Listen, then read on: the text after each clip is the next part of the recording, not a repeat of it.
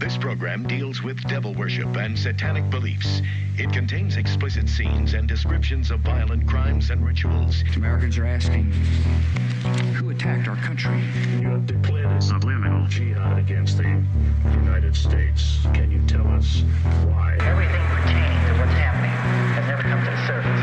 The world will never know the true facts of what occurred, my motives. And night fell on a different world. And Iblis is thinking, I should be getting this position, not Adam, and this guy is created from dirt. And how does the army feel about you being head of the Temple of Set? And the conspiracy theorists can say what they will, but I want you to give me power over Adam, and I want you to give me soldiers and minions and all of these things. The people had so much to gain and had such an ulterior motive to put me in a position I'm in. We'll never let the true facts come above board to the world. And I want you to be able to give me the ability to whisper into the hearts of mankind. And who was the grotto leader? Don't remember his name. You don't remember the name of a person who involved you in murder? now these people are in very high positions, Jack. Yes. Ooh, welcome back to Subliminal Jihad, episode 277. I'm your co-host, Dimitri. I'm Khaled. And today, we are closing out what I think has almost become a veritable marathon of spooky season episodes. Mm-hmm. Yeah, I mean, we went, deeper into the spookiness, this year than... Well, I feel like many years in the past, we have failed to actually, do anything, special for October, even though I feel like, we did, our first year, and then after that, we're kind of, always doing something else. But I think, the pivot to doing it live and having everything come out basically as we do it has definitely helped. There's been a bit of an adjustment period, but I think we're hitting the rhythm and we're definitely everything should be stable with making sure that the audios come out and everything. Right. I hope at the same time, y'all are enjoying those audio versions. They are out on the RSS feeds now. Yes. You can find them on RSS feeds, and but it's been good. It's good. It's good. This, I guess, this is going to be our final spooky episode of this year on Mischief Night. Did you have that? where when you grew up, the idea of Mischief Night or Devil's Night, Hell Night? I know, I've heard of it. I remember Devil's Night. I remember hearing about was the thing in Detroit where they would go and burn abandoned houses down, on maybe the night before Halloween. Maybe 8 Mile had a sequence. As well as our but Detroit they didn't have TV a term for that, the night before Halloween. I don't think so in California. I don't think we had that. Anything like that though. I mean, Halloween was a really big deal. There's a lot of trick or treating and costumes, etc. That's interesting. Devil's Night, and then I guess on the other side, we called it Mischief Night here. But what would you do? And no one would actually do anything, or at least I certainly wouldn't. But I guess it's people would TP houses, do these Halloween type of pranks and stuff like that, bad or egg stuff. houses. Yeah. I mean, I feel like that kind of stuff happened on Halloween too, but I don't know why at some point someone decided that it would be the night before Halloween that was designated for mischief, and the trick part of trick or treat. I guess just got kind of moved to a different night at some point. I don't know why or how, but maybe the edginess, like Halloween, the proper day of Halloween was sort of gentrified by kiddie stuff, right? And trick or treating, the treats, treats really took over, and cute little Halloween costumes, very kid friendly, right? And it maybe people felt to preserve the kind of wildness of the Halloween tradition, you got to do it on the night before. Get it out of your system. Yeah, and I guess there's all these parents and kids all over the streets, so you can't really get away with egging a house. Anyway. Exactly. So let's get to the topic, which is I think a pretty venerable, spooky true crime topic. Yes. It's really the kind of podcast bread and butter that we're dealing with this week, and I feel there's been no shortage of episodes of all sorts of things about this, but hopefully we can bring our unique spin on it. I guess this is maybe one of the most famous witchcraft stories. I mean, it has a lot to it captures the imagination, or excites the or titillates the sort of a true crime or occult fan. Sure. So But yeah, shockingly, I had never heard of this case before you brought it up, like a few weeks ago. Right? I mean, we're just so I guess I remember. Yeah. people, as people might tell from the title of this episode, we are talking about an incident from the late 1920s in Pennsylvania that is known by a few names, but often referred to as the Hex Murders or the Hex House Murders, right? Yeah. Which did occur in like Pennsylvania Dutch country in York, around York, Pennsylvania, where there is a notable community of what are called Pennsylvania Dutch folk who are actually ethnically Deutsch, German. Yeah, Deutsch right? sometimes. Yeah. Mislabeled as Dutch, but are in fact Germans who Yes. came over here, I think, in like the 18th century primarily. And better known by, I don't know if all Pennsylvania Dutch people claim this name, but like the Amish, right? Well, I don't know no, I think that this is a separate thing. I don't think that like Pennsylvania Dutch in general are the Amish. No, you have the Amish and the Mennonites, which are like they're the sort of particular religious group, but the Pennsylvania Germans like are a much wider Right. group. Yeah. So the Amish, Yeah. the Amish do speak Pennsylvania Dutch and kind of come from their ethnic origins, like traced to some of the same places, but also like Switzerland and stuff like that. But you're right; it's like Pennsylvania Dutch is a larger category that I think these people that we're talking about today, both the murderers and the victim, they were not like Amish in the sense of like they didn't use electricity and had horse and buggy carriages and had the kind of Luddite beliefs that we associate with the Amish, but they did have some beliefs of the kind of older Pennsylvania Dutch tradition more broadly, specifically beliefs around witchcraft and what I guess what is sometimes called hexing, but what they specifically call powwow, which this is another thing I was not aware of before I started reading a book about this week. Yeah, and, or Baccarai, right? I think. It's actually kind of an interesting term. Yeah, I'm not sure how to pronounce it. You probably know how to pronounce it German better than me. I just took German for reading. But what's interesting about that term is that like it's like basically the same as like a baraka, like in Arabic. Like it's like derived from, I think it's derived from the Hebrew. That it comes into German, but it's like the term for blessing kind of. But baraka is like, it's not just like it's like an energy kind of like, we were talking in the recent Q&A about like Sufi shrines. Like you would go to like a Sufi, you'd visit like the grave of a great Sufi saint or a great wali to like gain, like, to get baraka, to gain their like this kind of energy, and why you would sort of collect relics or something. It's kind of that idea. So it's interesting that it's like a power kind of. So it's interesting that it's called Braucherei. Right. Yeah. It's a Braucherei. Braucherei. Yeah. BRAUC or BRAUCHEREI.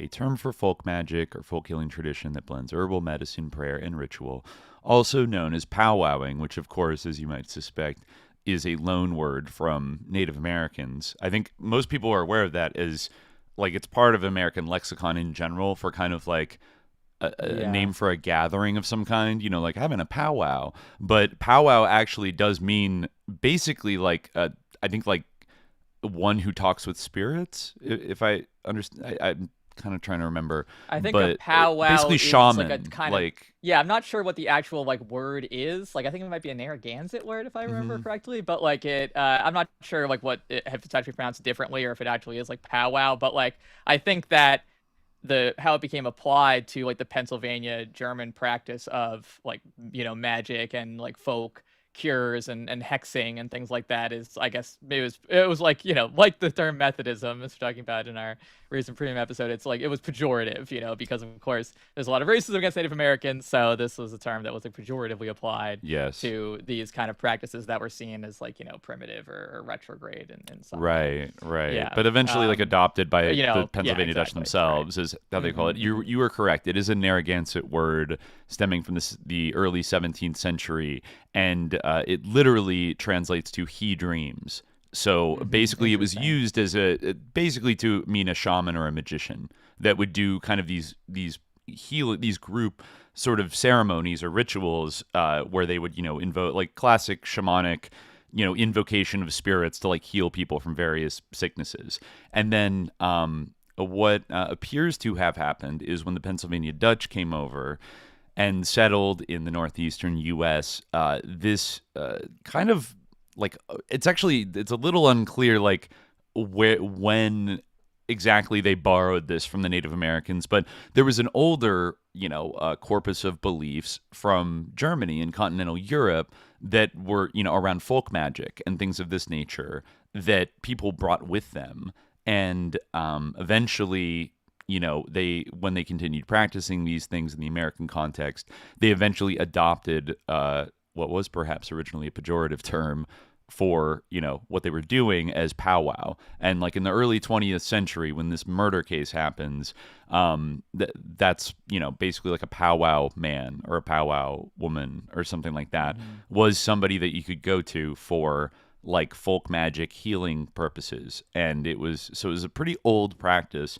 that persisted into the 20th century and became really like the central theme of this murder. Like regardless of what you think about ritual folk magic or this or that, like it's undeniable that it's like literally why these murders happened, like the belief in this magic. Yeah, absolutely. Like, and it is interesting in that like it's not like if like someone like committed like a brutal murder and then like drew a pentagram on a wall and they're just like bleh, like, and they're just like obviously like insane and like something like flashed in their mind. Like there was like kind of a reasoning, like a ritual reasoning behind this murder, which makes it unique. Like this murder was committed in order to like break a spell, and there was like very like deliberate ritual actions. There were deliberate ritual actions undertaken in order to like as part of this killing. And in the aftermath, in order to try to get out of this spell, right? That was presumed to have been cast, presumed, but who knows if honestly, it's like I feel like the murderers, well, they at least from what I read, it does not come off as very convincing that they sort of like had the quote unquote right target, even if even if like magic is unclear. Fake, like.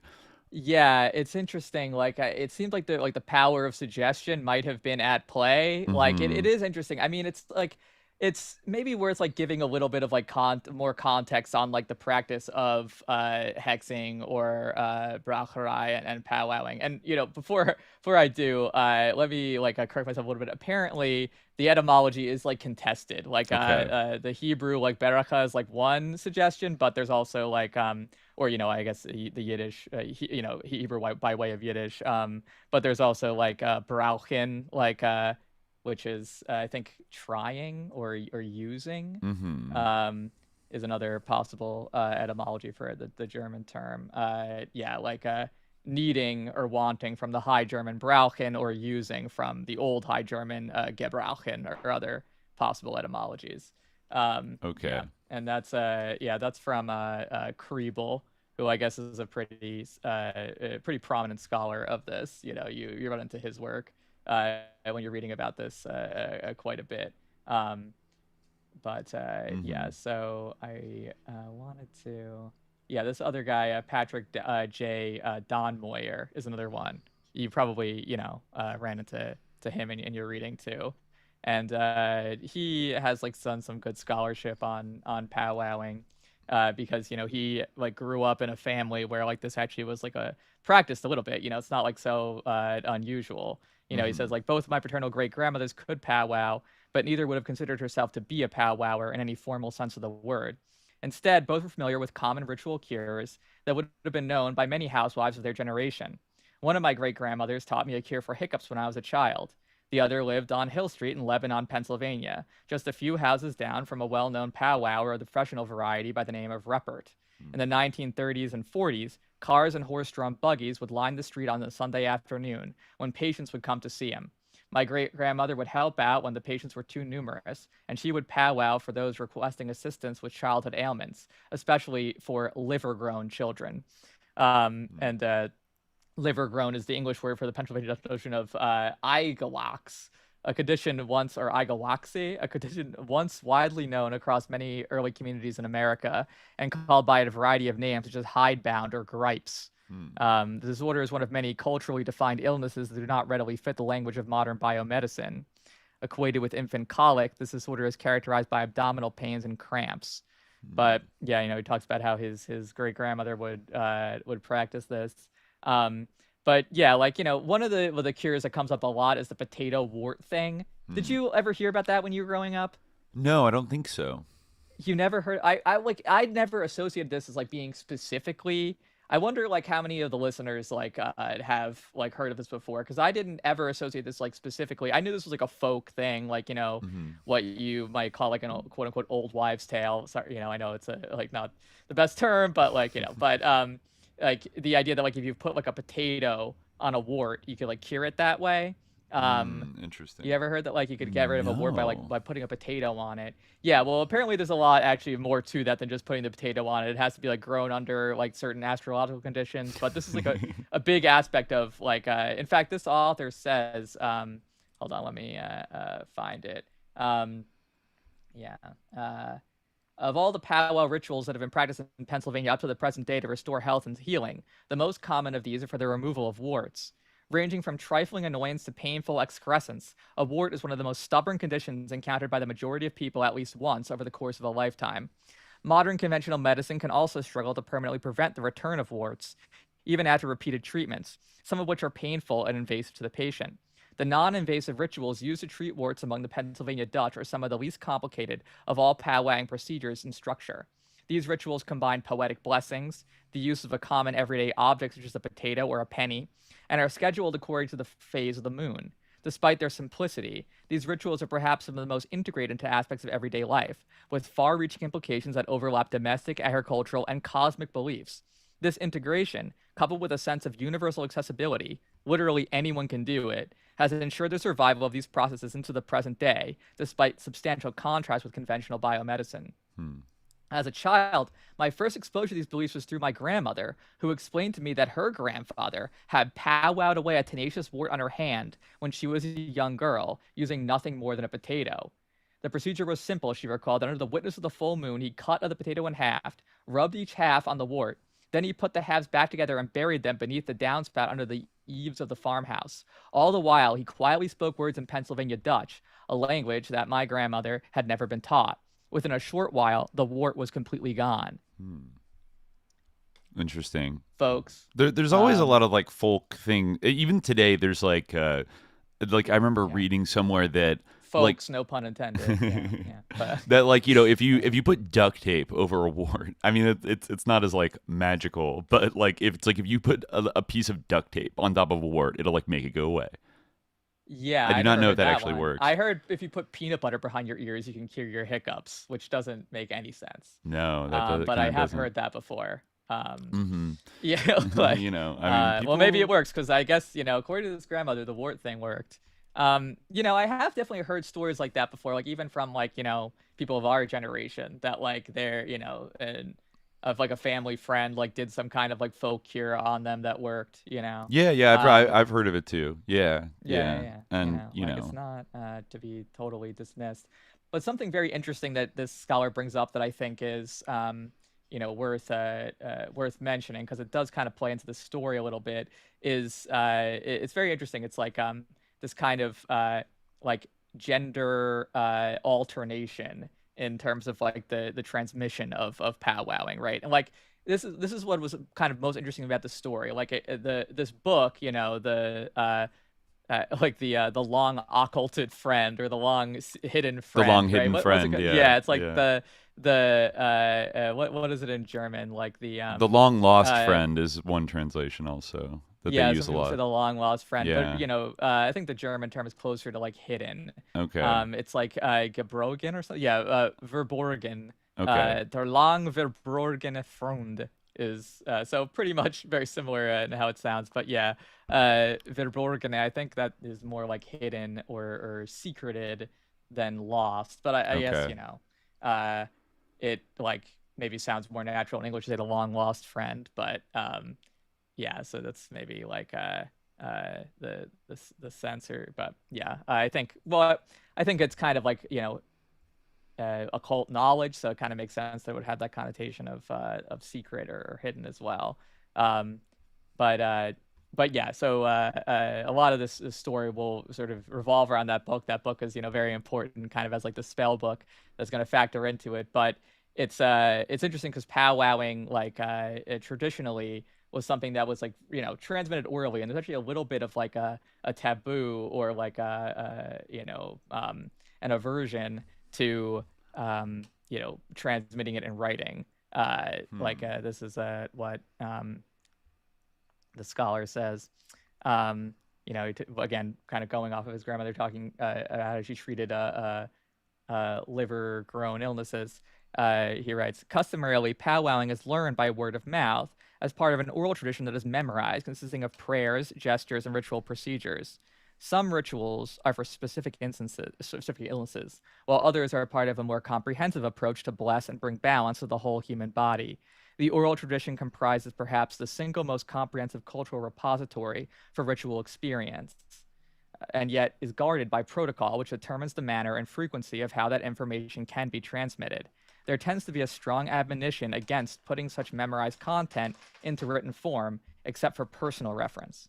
With very few exceptions, this protocol requires a male to learn from a female practitioner, or vice versa, and usually the bulk of this oral material is in Pennsylvania Dutch. Although it is unknown how this alternating gender requirement developed, it certainly has contributed to a strong sense of gender equality in the tradition. Female practitioners are as common and known to be as effective as male practitioners, although occasionally there is some specialization among women for women's health issues. This gender requirement also excludes anyone from the practice with a tendency towards sexism, which would certainly be an obstacle to healing. When this tradition is passed down in families, it often skips a generation as it alternates. A grandmother might teach her grandson, or a granddaughter may learn from her grandfather.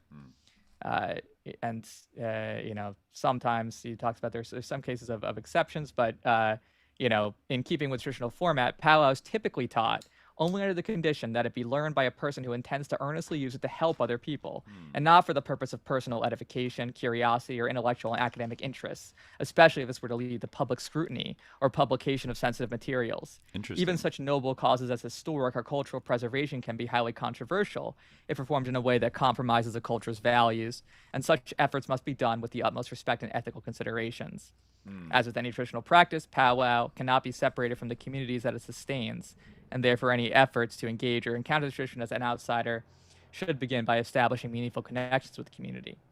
That's pretty interesting. Yeah. It kind of harks back to what we talked about in Daemons Are Forever about the persistence of these kind of folk magic beliefs, even if they're sort of like passed down in a very informal and somewhat like occulted and secretive way that is resistant to outsiders like fully categorizing them.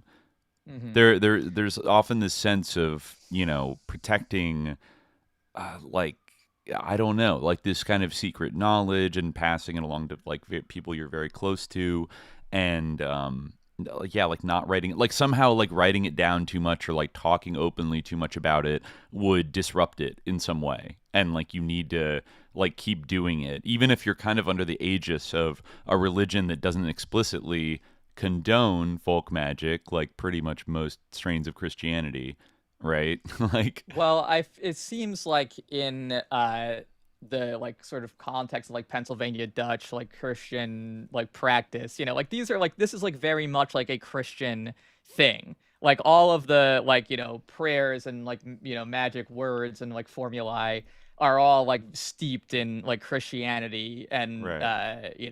Like they like are always invoking like Jesus. Like this is very much like a deeply Christian practice, I would say. Like in again, like that's the whole thing with religion is that like like internal like religious discourses. It's like the emic distinction, but like internal religious discourses are they kind of are making claims about like certain like people who claim to be Christian may not be Christian or something like that, but like anthropologically speaking, or if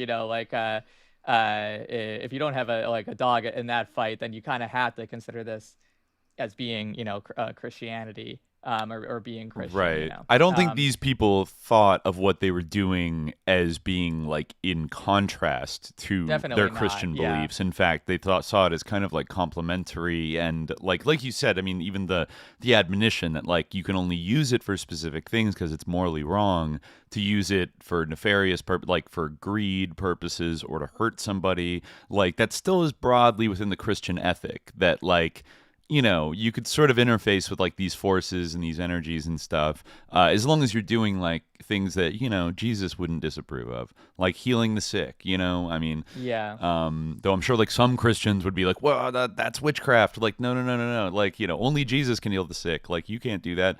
I'm sure that and there's also those discourses, but I don't think these people, are like, hey, like, I'm a little devil, right. Like, except in there always is with these traditions, right? Because then we can't completely ignore the fact that some people go and take these spiritual technologies, you could say, and decide to be bad.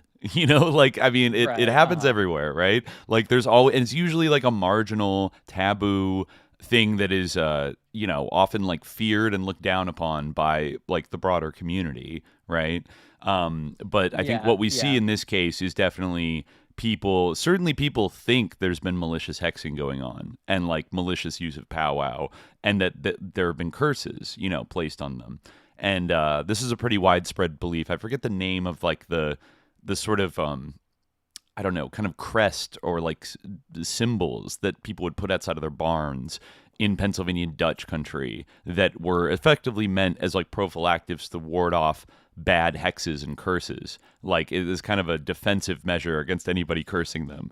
So they had an idea that this could be used maliciously. But it's worth making the distinction that most people, I think, practice this in a way that they felt was in accordance with like being a Christian, and but even though some of these practices might have predated the adoption of Christianity in German lands, nonetheless, like they found a way to make it work. I think what's more likely is that like they may have like these practices might have been like a survival of, I mean, I guess you could maybe say that there is like a survival of even like pre-Christian ideas possibly, but certainly like what I find to be plausible is that like there was some survival of like the Catholic heritage in the Catholic past, for sure. This, but even that Catholic tradition had to be influenced to some degree by the pre-Christian things that Catholicism allowed to be incorporated into it,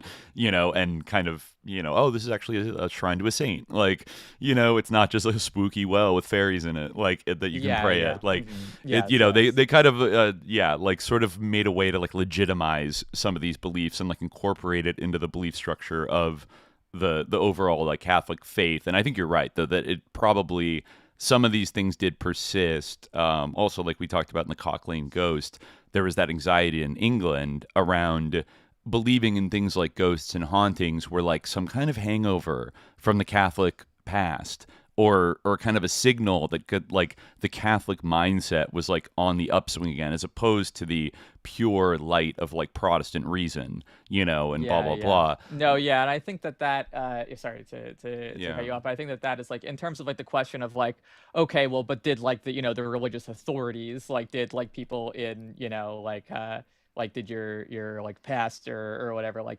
sanction these kind of practices?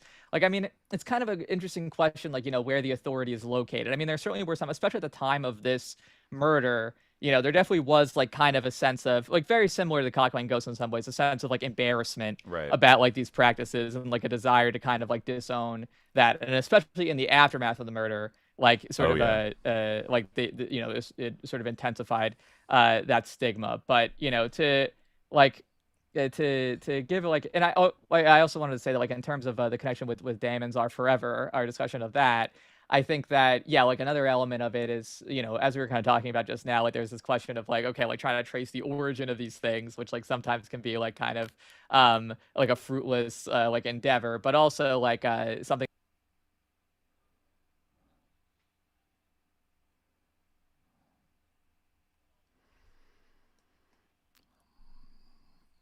Mm-hmm. Right. Because often these activities are often, though not always, but often associated with women, right? Like the idea of witchcraft and blah blah blah.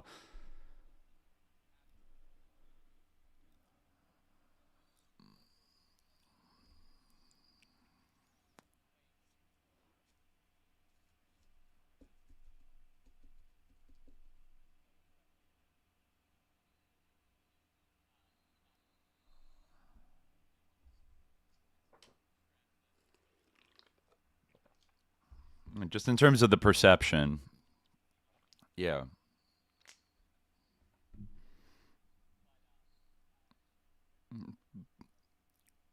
yeah, yeah.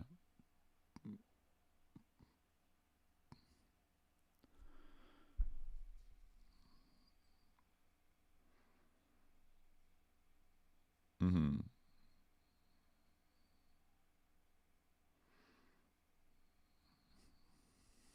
Mm-hmm.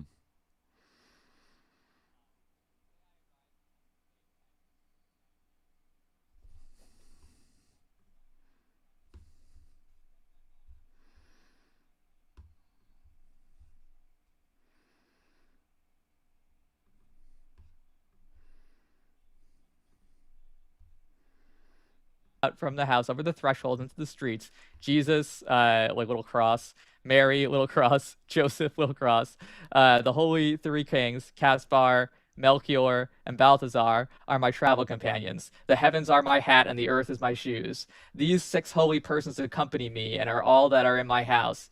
And when I am on the streets, so shall they protect my journey from thieves, murderers, and malicious people. All those who meet me must have love and value for me. Therefore, help me, God the Father, God the Son, God the Holy Ghost, Jesus, Mary, Joseph, Caspar, Melchior, Balthazar, and the four evangelists be with me in all my doings, trade and commerce, coming and going, be it on water or land, before fire and inferno. They will protect me from with their strong hand. To God the Father, I reveal myself. To God the Son, I commend myself. And God the Holy Ghost, I immerse myself. The glorious Holy Trinity be above me, Jesus, Mary, and Joseph before me, Caspar, Melchior, and Balthazar be behind and beside me through all time, before I come into eternal joy and bliss. Help me, Jesus, Mary, and Joseph, Caspar, Melchior, and Balthazar. Pray for us now and in the hour of our death. Amen. So, it's kind of like I kind of see like this sort of like invocation of like intercession of the saints, like in a way that like maybe is like a little bit outside like the like orthodoxizing discourse of like Protestant German Christianity, and even appealing to Mary and Joseph. Yeah, it's very Catholic. You could say. Just to contrast that, because I think that's an interesting thing to read, but also from this book, which is a pretty good like overview of the Hex trials and the murders, called Trials of Hex. By J. Ross McGinnis. Yeah. There's an article from like this is after the murders in 1928, December 1928, in the Philadelphia Record, and it ran a pretty colorful article that I think captures like the hysteria around it. This is titled "High Priestess, Real Witch Leads York's Voodoo Cult," and it says, rooted deep in the soil of York County and the superstitious minds of hundreds of its rural dwellers, a modern survival of ancient witchcraft today became the target of a determined drive. Discovery that the widespread belief in, quote, witch doctors played a large part in the murder of Nelson D. Raymeyer, farmer and recluse, has stirred officials here to action. District Attorney Amos Harriman, Detective Ralph Keach, and Alderman Walter Owen joined late today in declaring that their inquiry into the murder will be linked with a vigorous attempt to uproot the voodoo-like cult of which the three confessed slayers of Raymeyer were followers. Let's see. And neither Blymeyer or his fellow murderers seemed to comprehend the seriousness of their plight. They submitted with perfect calm to the requests of photographers for pictures today. They read with no evidence of more than casual interest the newspaper accounts of their confessions. The Curry boy, looking at least 5 years older than his 14 years, is a youth of good appearance, clear-eyed, broad-faced, rosy-cheeked. He seems out of place with the other two. Hess is rangy, sallow-complexioned, and his clothing is shabby. His eyes and the shape of his head clearly indicate that the witch doctors would have had no trouble convincing him of the supernatural powers contained in the Hocus Pocus. All right, there's a little phrenology there, interesting. Blymeyer is more of an enigma. His blank expression and close-set eyes may hide a sort of primitive cunning, but outwardly young Curry appears far the most intelligent of the three. Satisfied that the confessions of the three slayers have made a clear murder case against them, the authorities are now concentrating upon their effort to uproot the practice of witchcraft. Detective Keech has in his possession a sheaf of papers found in Blymeyer's home containing written, quote, formulas, which the patient of the witch doctor is directed to repeat 3 times. This rite, according to the belief of the cult's followers, will cure anything from a wart on the finger to double pneumonia, provided it be properly followed. What form the campaign against the hexers and powwow doctors will take has not been decided. Mayor Jacob E. Weaver of York admitted tonight that he had arranged to confer on Monday with District Attorney Herman, who by that time will have recovered from the illness that struck him in the midst of the murder investigation. The mayor and district attorney, according to the former, will discuss ways and means of stamping out the witchcraft practices. Previous attempts to end the practices have failed. Reports were current that a special grand jury may be impaneled to investigate witchcraft, prevalent hereabouts for generations. Previous attempts to wipe out the hexers have failed. The rumor that Judge Henry C. Niles would order such an investigation when he charges the grand jury at the January term of court, however, were denied by the jurist. "These men charged with murder may come before me for trial," Judge Niles stated, "and it would be impossible for me to express an opinion of any sort on the matter beforehand." And then, it goes even further. There's another article called "Scores of Deaths Are Laid at Door of Powwow Cult" that goes on about how deep it is. I'll just read the opening of this.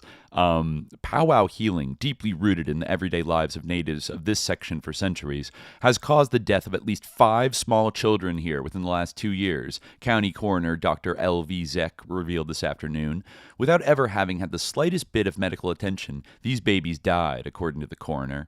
While mysterious hymns are being chanted over their bodies by powwowers, claiming divine guidance, scores upon scores of other babies, as well as some adults, included in the annual death toll in this section, are victims of these weird and fantastic practices, it was charged by the York County Medical Society, the officials claiming that practitioners can be found throughout York and several surrounding counties. Aroused by the widespread activities of these healers, the county coroner, the district attorney, officials and members of the medical society, members of the clergy and prominent lawyers, and some newspapers have united to drive them out of the county forever, and a public mass meeting is being arranged to be held in the next few days. Powwowing and all associated forms of activities as practiced here not only were revealed as a menace to the health of the community, but it was also announced by county officials that bands of unscrupulous men and women are using this belief in bewitching and hexing to play upon the ignorant populace, victimizing them out of thousands of dollars yearly. Widespread as is its belief in powwowing in connection with the healing of disease, it is not considered nearly so dangerous as the practice of this craft, which has been taken over by a band of unscrupulous men. The courts are filled with cases of this kind at the present time, and many of the bankruptcy pleas that are filed here can also be traced to these fantastic practices, officials admitted. It is not an uncommon thing, it was said, to have a man or woman go into bankruptcy after having lost home or fortune or both because of activities with this band. District Attorney Herman bitterly denounced this band of, quote, fakers, saying that although powwowing was not necessarily dangerous, the falling of this so-called art into the hands of these men make them a public menace. "I'm going to make a desperate effort to drive these men out of the county," the DA said, "and if we can secure any kind of information against them, they will be prosecuted." Wow. So... kind of wild. So this definitely became a thing across the country. There was it was basically a huge scandal in the aftermath of this murder, just because it's such a it's a lurid tale and everything. I mean, I feel like maybe we should talk about like the actual like details in case people didn't like Right. catch them like or in the full picture like from that thing. 'Cause I feel Right. like, yeah, Right. where, We can get to the yeah, story so itself. yeah, let's tell the story of what exactly happened. Hmm. So like there's like basically like three people who are involved in this. Some of them like are quite young. Like the main kind of a instigator of all this is this guy John Blymeyer. Yes. Right. Yeah. So basically, like, the long and short of it was that this is someone who like believed like very like and was very like deeply like committed to his like belief in like in this. It was a big part of like his sort of life and worldview. There's some like it's a very interesting question. I do want to read like a little bit in a bit from the work of this guy Aileron Monroe, I think is his name. He like was very prolific writer of like books about the Pennsylvania Dutch and like some other topics having to do with Pennsylvania, and he wrote a couple books on this thing, and he has some interesting things to say about John Blymeyer and his accomplices. But so yeah, basically, I mean, maybe we should like read a version of the account from the book that you were just mentioning, the Trials of Trials Hex. Yeah, they have a pretty good description of how it happened with like Emma Knoll, right? Because there's this interesting episode where basically like Blymeyer was like like afflicted with this like strange illness, right? And he felt that he was like under the oppression of like some kind of like spell, and so he consulted this woman, Emma Knoll, who was known as like a witch, or he called her like Witch Knoll, right? Yeah, she was like an elderly woman basically. Yes. Her real name I guess was Emma Knopp, right? But for and I think like she called herself Knoll, but he called her Moll. Like maybe it was the kind of a typo thing, Witch Moll. And I think like her name was her chosen name was like Emma Knoll, I think. And let me just see right here.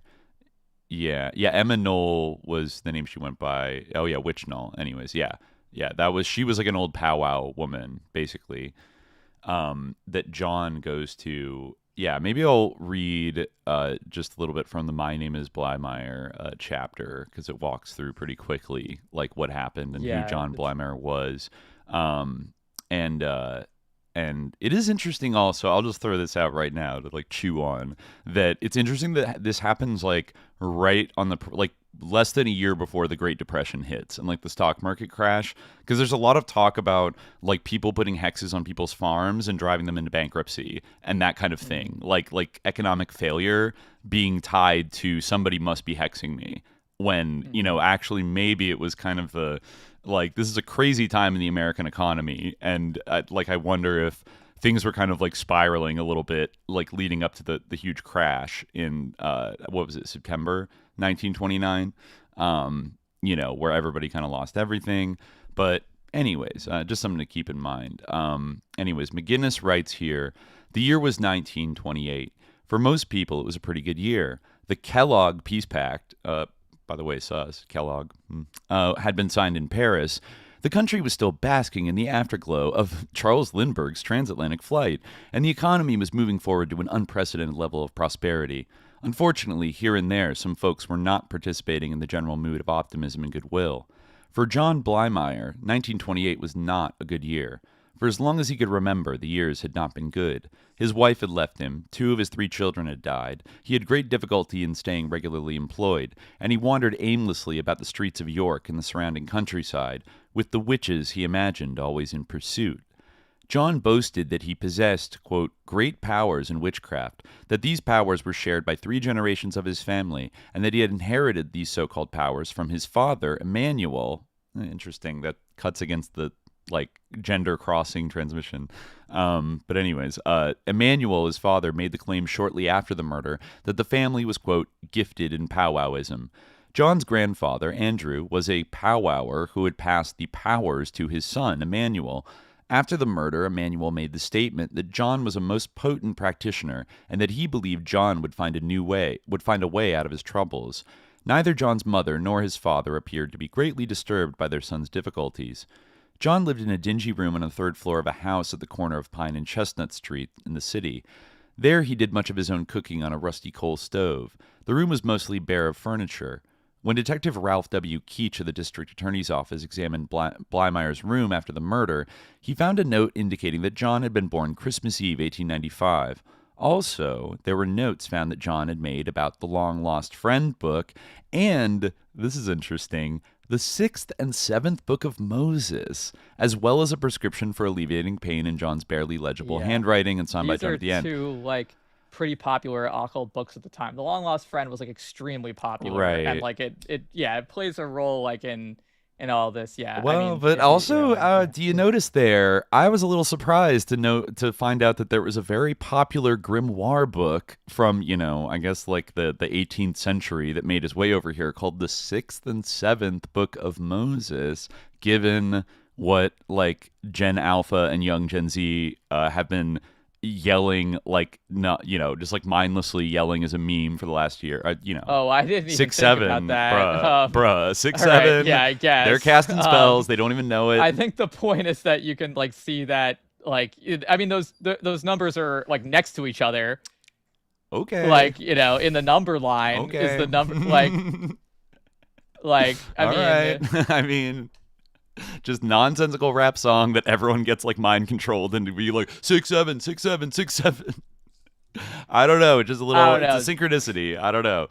It's a little spooky. Okay. All right. It's this is very popular, floating around the occult. Okay. I don't think it's. I think it's interesting. Are you serious? No, okay. The 6th and 7th Book of Moses. I mean, come on. But all right. I mean, but 6 and 7 are sequential numbers, so it's not so unusual to see those numbers together because they follow one another in the sequence of numbers. I don't know. In the context of casting spells, everywhere. It's a little weird. Yeah. All right. Okay. We'll let the chat decide if that's sus or not. Okay, but anyways, so he had read I don't know. He had written a bunch of magical kind of rituals down. Things to stop the blood upon Christ's grave, 3 lilies grow. The first is named youth, the other virtues truth, and third Sabul, blood stop, plus sign, plus sign, plus sign. Interesting. Okay. John was said to be 32 or 33 years old. He belonged to a time when sorcerers conjured up mysterious concoctions and potions, and when witches cast spells on unsuspecting victims, causing misery, misfortune, and even death. It was reported after the murder that 4 years before the event, he'd been living with a farmer in Windsor Township by the name of Walter Keener. By using his wiles, John had been able to convince the farmer that he owed him $400. He convinced him to transfer him land, but a judge ruled it void.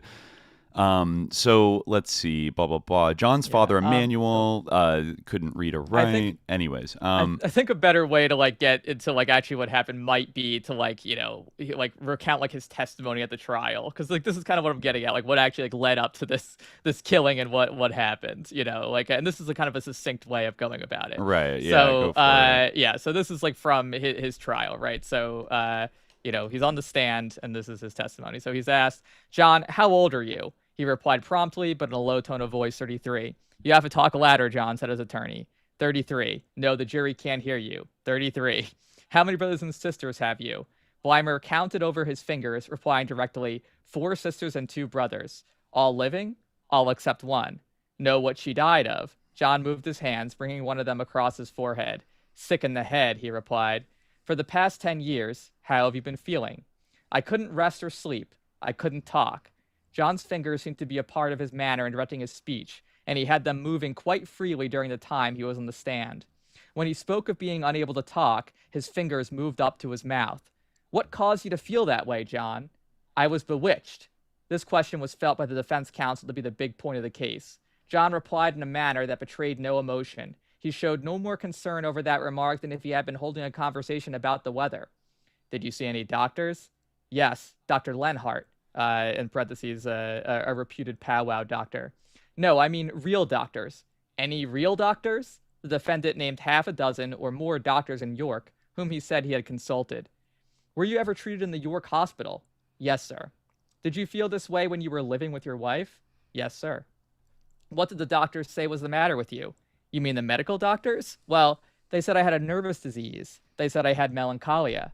Did they help you? The reply to the above question did not seem to be just what Counsel Cohen expected, so he tried another query. Did you feel any better after you saw them? No, not much. After you went to the medical doctors, John, you went to Dr. Lenhart? Yes. What did he say was the matter with you? He said I was bewitched. The tone still continued calm, even as could be. Who else treated you? Sam Schmuck. How many times did you see Sam Schmuck? About a dozen. Did you feel any better after you saw him? No. What did Schmuck say was the matter with you? He said I was bewitched.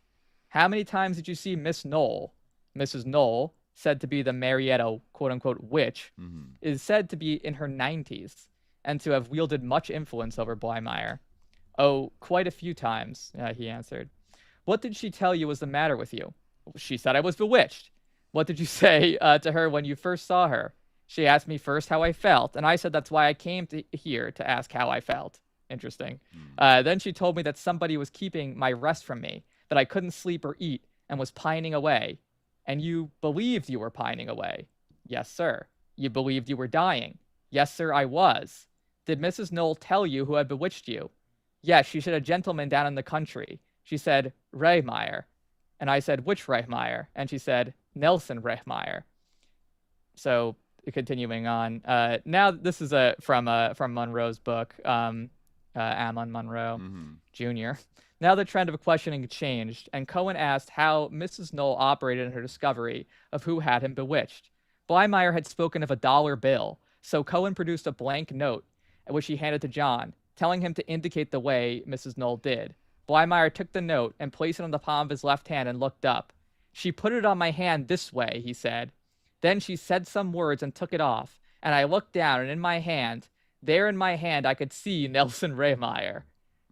So basically, like, she put the $1 bill in his hand, like, uttered, a spell over it, and then when it turned over, like, George Washington was replaced by the image of his persecutor. Right. Rehmeyer. Yeah, exactly. And so then he asked what would break the spell, and she said that he had to get the book, like the spell book of this sorcerer who is oppressing him. It's just a long lost friend, this popular grimoire, or a lock of hair. And he's asked, did she know Rehmeyer has such a book? And he says, she must have. She told me to go get the book. How many times did you go to see Mrs. Knoll? 5 or 6 times. Did she always tell you Nelson Rehmeyer had bewitched you? Yes, but that was the first time I saw him in my hand. When was this? Maybe about 3 months ago, something like that. Did anyone else ever tell you Nelson Rehmeyer had you hexed? No, sir. After Mrs. Knoll, did you see any other powwow doctors? Yes, Lenhart and Schmuck. Did they tell you who had bewitched you? No, they said I was bewitched, but they said they weren't sure who did it. Did you ever go to a powwow doctor named Murray? And it's noted that this is, a black doctor. Interesting that they kind of bring it up. And did he say you were bewitched? Yes, sir. When did you see him? Not for about a year. When you saw Rehmeyer's picture in your hand, you knew he had bewitched you? Yes, sir. She, that is Mrs. Knoll, had told me so. Then he asked him about his acquaintance with Milton Hess, the father of Wilbert, the 18-year-old boy who happened to be one of the principals in the murder of Rehmeyer. The elder Hess had told Blymeyer about numerous troubles within the family, and on the farm, crops were failing, cattle were dying, the family was ill, and the next time John went to see Mrs. Knoll, he asked her about it. Cohen then continued, what did she tell you about the Hess family? She said they were bewitched. Did you work for him? Yes, I used to dig his potatoes. Did you ever go see Nelson Rehmeyer for powwow treatment? Yes. When? When I was down about a year ago. When you were there, did you sleep in the house? The first time I did. The second time I came home.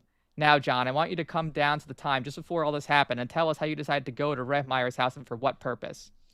Well, John Curry, that's a 14-year-old boy who was also an accomplice to this and implicated, and we had talked it over, and him and I made out to get hair or the book. What did Curry say? He said we could get some rope and tie Redmeyer up and get the hair, but I said we had better use wire. He said it will cut, so we decided to get some rope at Schwartz's store. Then we went to Curry's home. As explained, this occurred on Monday, November 29th, the day before the murder, and on the same evening the boys were at the home of Mrs. Alice Redmeyer, as has been testified. Monday evening, John Curry and I went to the Hess home, and we walked to Wilbert and asked his brother, Clayton Hess, if he would take us where we were going in the car. We went to Redmeyer's house. When we got there, he wasn't there, so we went and saw Mrs. Redmeyer. I asked her where he was, and she didn't know. I asked her, didn't he ever come over? And she said, yes, he did, and she wished the devilish old witch wouldn't come over. Then we went back to Redmeyer's and saw a light, and he let us in. I asked if he had a book called The Long Lost Friend, and he said he had. That was all he said, just that he had it. So when we asked if we could stay all night, he said, all right. You slept in Redmeyer's home Monday night, all night? Yes, sir, in the kitchen, and so did John Curry. Where did Redmeyer sleep? I don't know. He went upstairs and turned off the light, and in the morning he got up and made breakfast, and we ate. Why didn't you tie him up and get the hair that night? We made out that he was too much for us to throw down, and we made out to get Wilbert Hess to help us get the hair. What happened at Hess's on Tuesday? Nothing much. We asked Clayton to take us down, and he did. And we took Wilbert to help get the hair or the book. Did you tell Clayton what you were going for? Yes. Did you tell Wilbert? Yes. Did you tell Mrs. Hess? Not that I remember of. And then he described this fatal visit, and he denied taking an active part in it. He claimed he hadn't struck Redmeyer except with his fist, didn't strangle him, nor lighted the match with which his body was set on fire and partly consumed. So this is how he described it. We went down to the same place and went to Redmeyer's home and rapped at the door, and Redmeyer opened the window and asked who was there. I said I came for the book, and he said he'd come down. We went in and he was holding a lamp. I said, where was the book? And he didn't say anything. He went to the table and put away the flashlight, and Hess and I grabbed him. I started to beat him with my fists. I grabbed a chair and hit at him, but I missed, and the chair hit the floor and broke.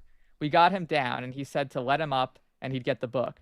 So we let him up, and he came for me with full force like this. He illustrated with his hands extended forward like claws. Still no emotion in his voice. Hess and Curry grabbed him, and they started to beat him.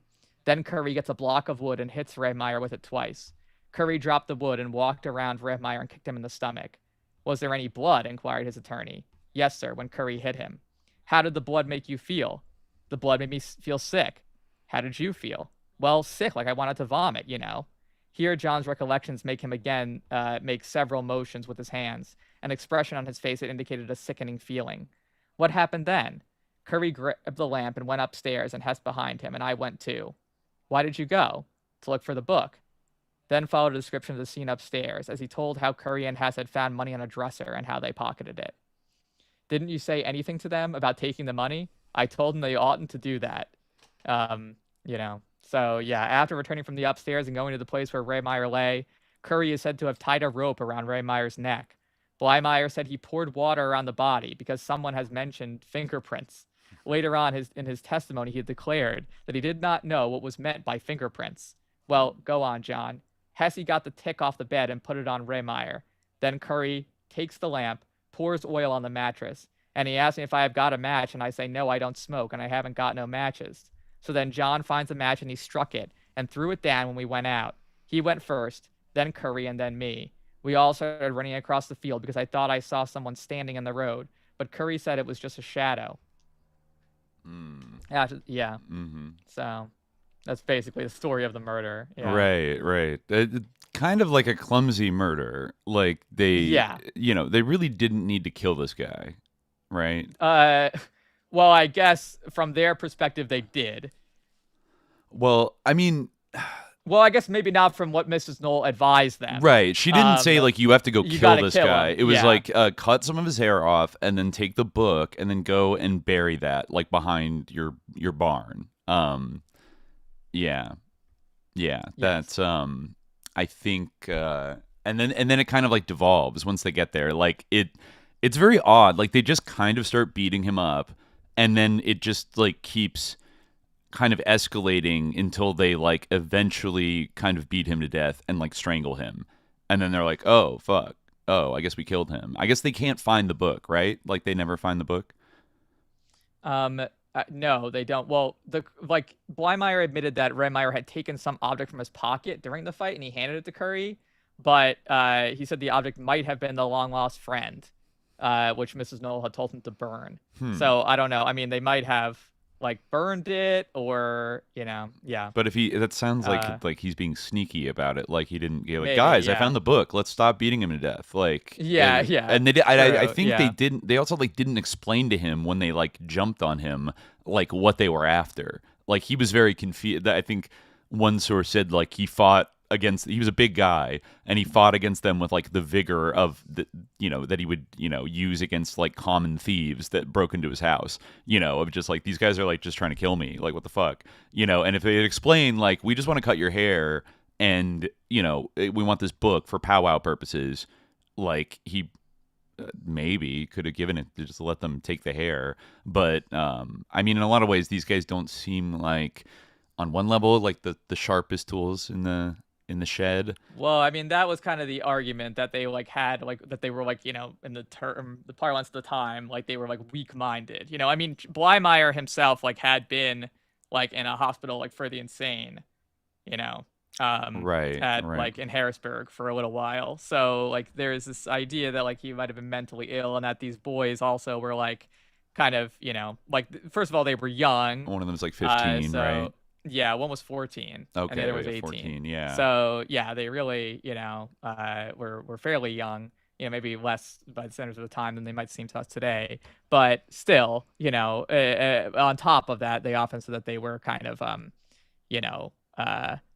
like not poor. They had poorly developed mental powers, and were kind of mere dupes.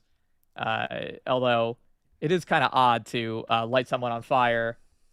Even if like you're under the thrall of somebody else, and I feel like an 18-year-old at least, usually a 14-year-old too, but an 18-year-old at least can kind of, determine right and wrong and like not to do this, even if like an older person is kind of telling you. And it almost seems like, I mean, from his own testimony, I guess, who knows like what actually he said. He might have said we gotta kill him, but even if he did, still, like your average 14-year-old would be like, no, I'm not gonna like commit a murder because you said that we gotta do it. Right. And like even if like you have been bewitched, like, but I guess maybe they felt Hess might have felt that his family was also under the spell of the same person. Right. That was the thing with the Hess family and their kind of involvement with this, is that their farm was failing. Like they were going through financial troubles, and they were kind of like looking for something. They were open to having something to blame. And then they cross paths with this guy who's like very convinced that, well, it's weird. Like he sees like a vision of this guy in his hand allegedly, and is I mean that could be a manifestation of kind of sort of schizo, like having a hallucination that this guy, that how well did they know each other before like he saw that vision? Like he knew who he was, right? Like he he knew who he was. In fact, it seems like he had actually seen him and like was kind of like friendly with him, like ish, like he did let him into his house and everything like that, so yeah. But it wasn't that after he saw the vision and they were kind of scoping out the place, like they went and stayed with him? Well, yeah, but like he wasn't just a complete stranger to him, and he attested that he had seen him like actually for his illness. Right. That's what he said. Yeah. So but I think like it is unclear. Like he did say, according to them, that he had this book. Not that, I mean, maybe they imagined that would exonerate them if he had it, so they lied and pretended that he did.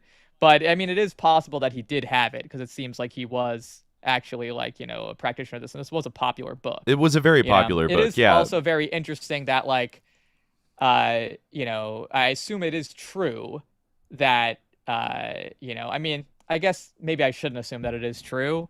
Like maybe he just kind of scapegoated this woman as the person who gave him this malicious advice, that he had to get that book and like get a lock of hair from Nelson Redmeyer. But if one were to assume that she actually did say that, then it would have like been odd for her to mention him unless he were like a known practitioner of this stuff.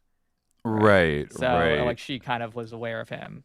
Yeah. Yeah, I mean there are people that have reputations in this area for doing powwow and being good at it and all that. I mean, at first, I think that the reason why he had to resort to using like why she had to prove it using the dollar was because like he didn't believe it because he actually trusted this guy and thought that he was like a like a kind of a friend or like a Yeah.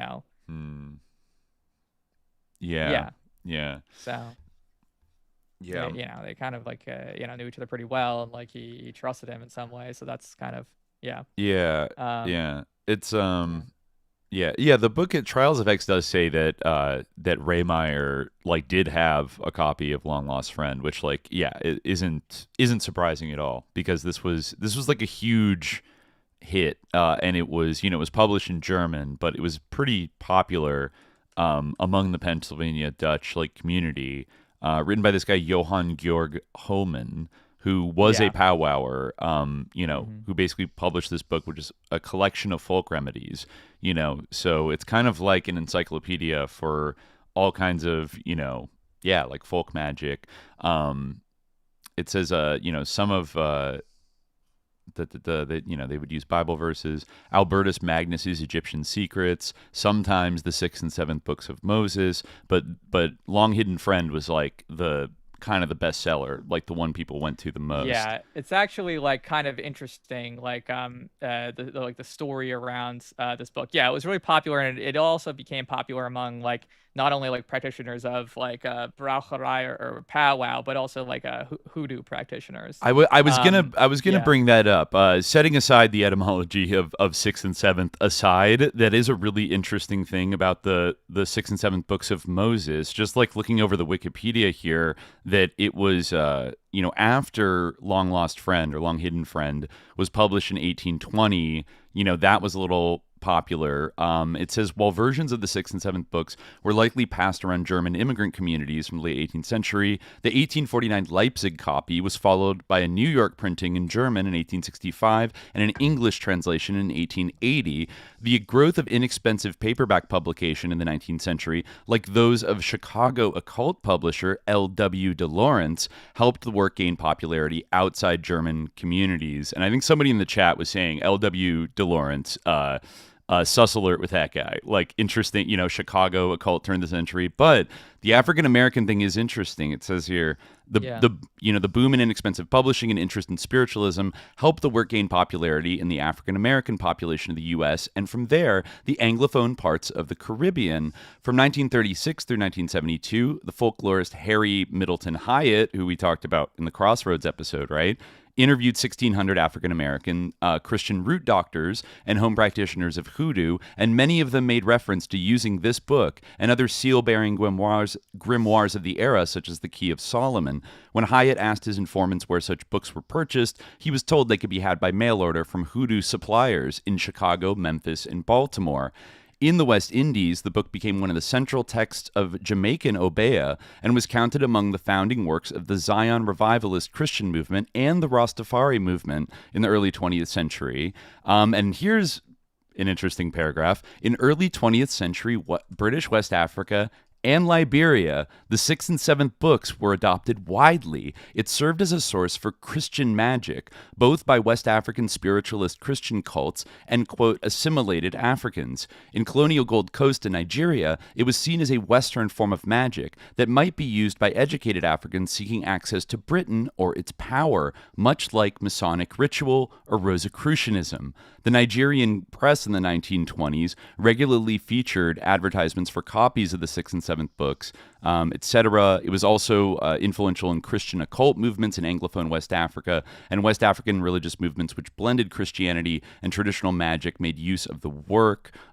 This one example was the Nigerian Church of the Lord, Aladura, which was likely derived from the 6th and 7th book. So actually, like, it did end up having like a really big influence on African American and like Anglophone African diaspora and West African. Yeah. Like it's actually, I'd like to actually look more into that with like Liberia's history of Freemasonry and also like the use of ritual even among like high-ranking political figures. Like when they say that it was used by people in Nigeria who wanted access to British power, You know what I mean? Like it's Yeah. a type of Western magic. Like there's parallels in Liberia to people that went to like Ivy League schools and then came back and like sacrificed somebody in a ritual to become like Speaker of the House or something. It's You know? kind of like we talked about this a little bit in a previous episode, talking about kind of the like the indwelling of like the European spirits in these kind of like ritual the Coney contexts. episode, right? Like, yeah. We talked about it in Coney 2012. Yeah. But also like it's like that. You can see the same thing with Freemasonry, like in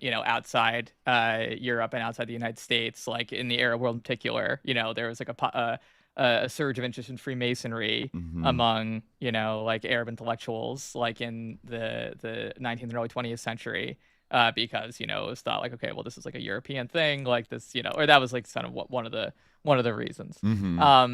But I mean, and also like it's true as well that like the long lost friend had that influence among like Hoodoo practitioners as well. So it wasn't confined to.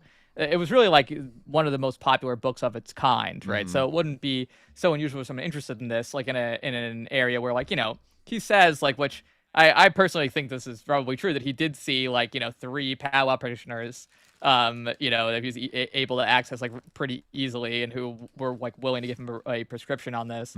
So, or to diagnose him as being bewitched. So he's in a context where like this is widely practiced and a pretty familiar thing. So it's not so unusual that like such a thing would be on somebody's shelf. But what's interesting about the long lost friend, and this is what I keep forgetting his name, Don Moyer has to say about it, which is he says the long lost friend contains prayers and rituals for healing, protection, and assistance, as well as some miscellaneous household recipes. Hohmann didn't write the contents and merely copied the majority from a classic 18th century European collection of cures called Das Romanes Buchlein, or like the little Roma book, the little book of the little Roma little book, which has appeared a decade earlier than Hohmann's edition, under the title. Of course, when translated to English, they used a slur, a certain slur with a G, but you get the idea. And some of the contents were also copied from Albertus Magnus, but the remainder of the materials included in the long lost friend was derived from the oral tradition, which caused a stir among Hohmann's contemporaries. Hohmann alludes to the controversy in his foreword. Had I not wanted to allow it to be printed, and my wife also, I had not wanted to allow it to be printed, and my wife also opposed it, but my compassion for my fellow man was too great.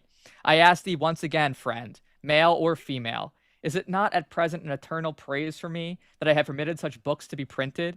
Do I deserve no reward from God on account of it? It's a very interesting statement, like very interesting, like phrasing too.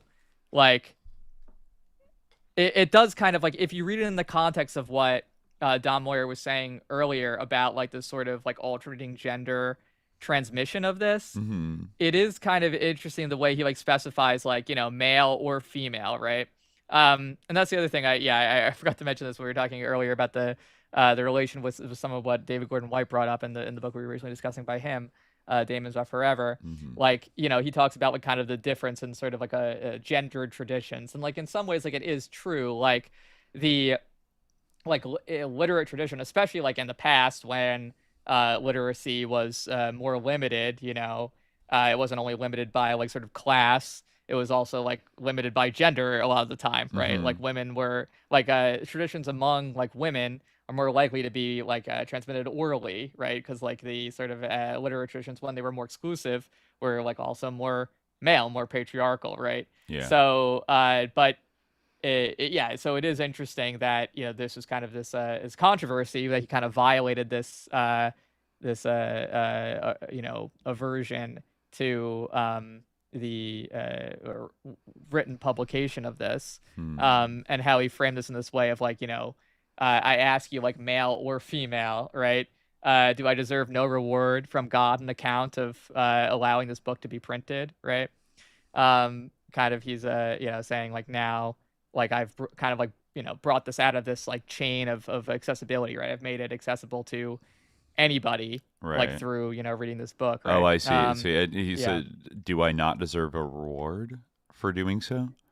Well, he's saying like, isn't what I'm doing good? Basically, don't Right. I not deserve a reward from God? Isn't this a good deed Right, that I've made right. this like valuable knowledge, this healing knowledge available, right? But not everybody know. felt that way. Not every people. Well, were no, kinda yeah, pissed. because they felt that this was something, like they felt that part of this like tradition was the way that it's transmitted, right? And he kind of had violated, and then like part of it was that like there's, you're not supposed to like write this down, except maybe as a personal reference, right? You're not Right. supposed to publish it. You can't publish the it's the rituals. it's a cult. Yeah, That's exactly. like part of the value of it. Mhm. So yeah, but I'm reading like this one edition of it right now, and of course the cover says the sort of introductory page, whoever carries this book with him is safe from all his enemies, visible or invisible, and whoever has this book with him cannot die without the holy corpse of Jesus Christ, nor drown in any water, nor burn up in any fire, nor can any unjust sentence be passed upon him. So help me.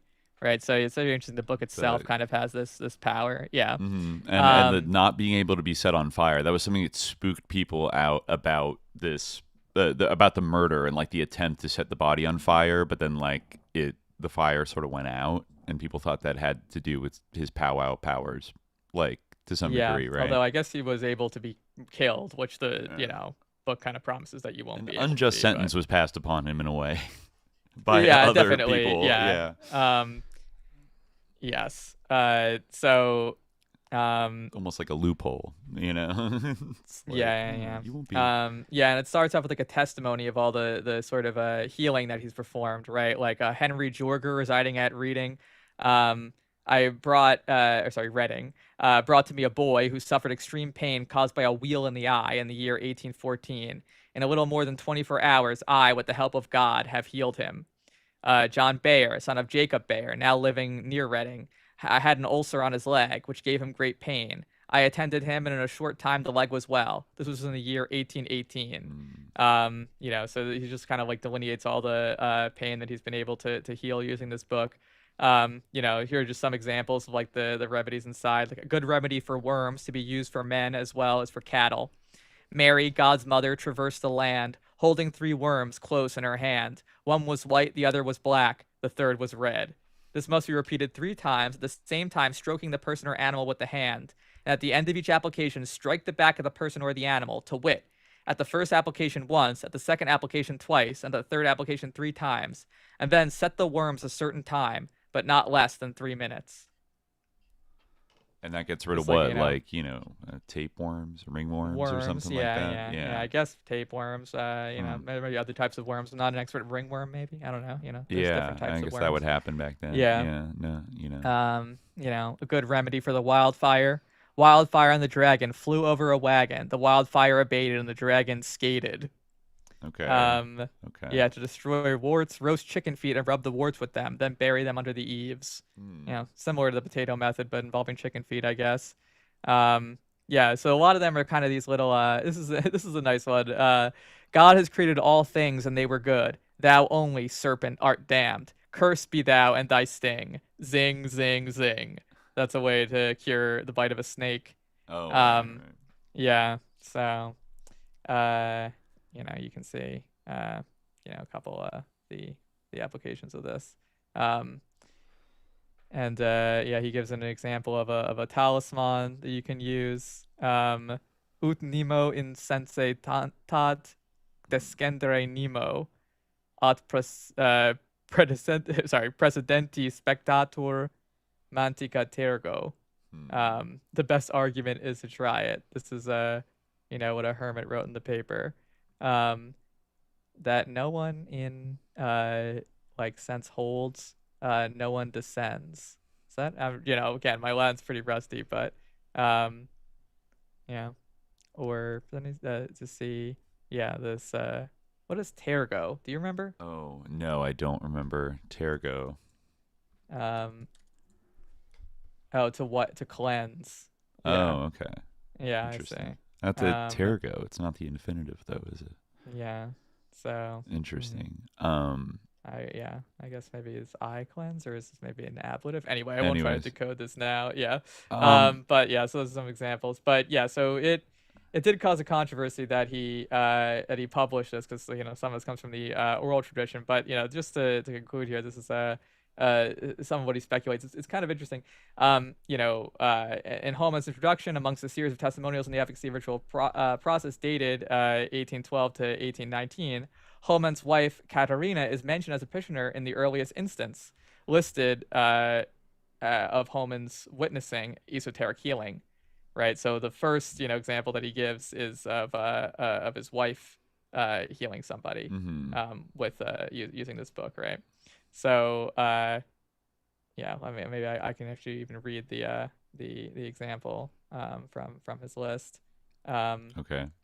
Yeah, it says Benjamin Stout, son of a Lutheran schoolmaster at Reading, suffered dreadfully from a wheal in the eye. A little more than 24 hours, the eye was sound as the other one. By the aid I rendered him with the help of God in the year 1817. These are all I. Holman. Yeah, I don't know. Maybe I. Holman? Yeah, he does. Well, that's him. Oh, okay, okay. Holman. Yeah, so I don't know. Maybe it's omitted from this version, or maybe it's mentioned in a preface. But yeah. So apparently, at least in one edition, she's mentioned as the first person to use this book successfully. And this guy Don Moyer writes, one could therefore justifiably wonder whether or not Katharina could have been the individual responsible for teaching Hoffmann in the first place, adding a personal dimension to her concerns over his publication. Oh, okay. He ran off with their secrets. Yeah, or she might have taught him these things. Yeah. But so he goes on. However altruistic Hoffmann's desire may have initially been to help others with the publication of sensitive ritual material, it is undeniable that Hoffmann's collected works, and those who have followed in his footsteps, have enabled generations of the curious to essentially bypass the traditional protocol and purchase this material without the cultural context of direct interaction with a community. Perhaps of greatest concern is the way in which this method of learning could erode the sense of gender neutrality that has so characterized the practice. Yeah, I was thinking the exact same thing. In a real sense, the literature of powwow can appear as a disembodied corpus of ritual procedures, stripped of its place within a larger system of traditional beliefs.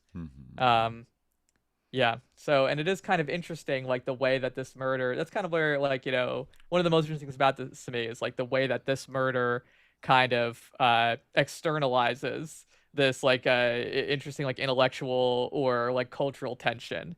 How pivotal the book is, trying to get the book to the murder. This guy Blymeyer, he goes to this allegedly 90-year-old powwow witch, and she tells him that he needs to obtain and destroy this book, right? That I'm not saying that it was because she was angry at the publication of the book or something, but it's interesting that it is the idea that the book itself has this power, right? It's got something that this is the book shouldn't exist. I mean, it kind of lines up with the sort of exhortations to not use these practices for self-gain, to publish a really popular book that makes money and just sort of throws these ideas out there and exposes them to the public, etc. You could see her maybe looking at this book is itself is a misapplication of these practices and should be destroyed. And yeah, definitely. There's one other interesting thing about Nelson Rehmeyer, the victim, is that he was not only was he a powwower, but he was a really dedicated socialist, right? Yeah, he was a dedicated socialist, continuously spouting socialist ideas. During Keach's investigation of his home after the murder, a large amount of socialist literature, as well as pictures of socialist candidates for office in the last election, were found. And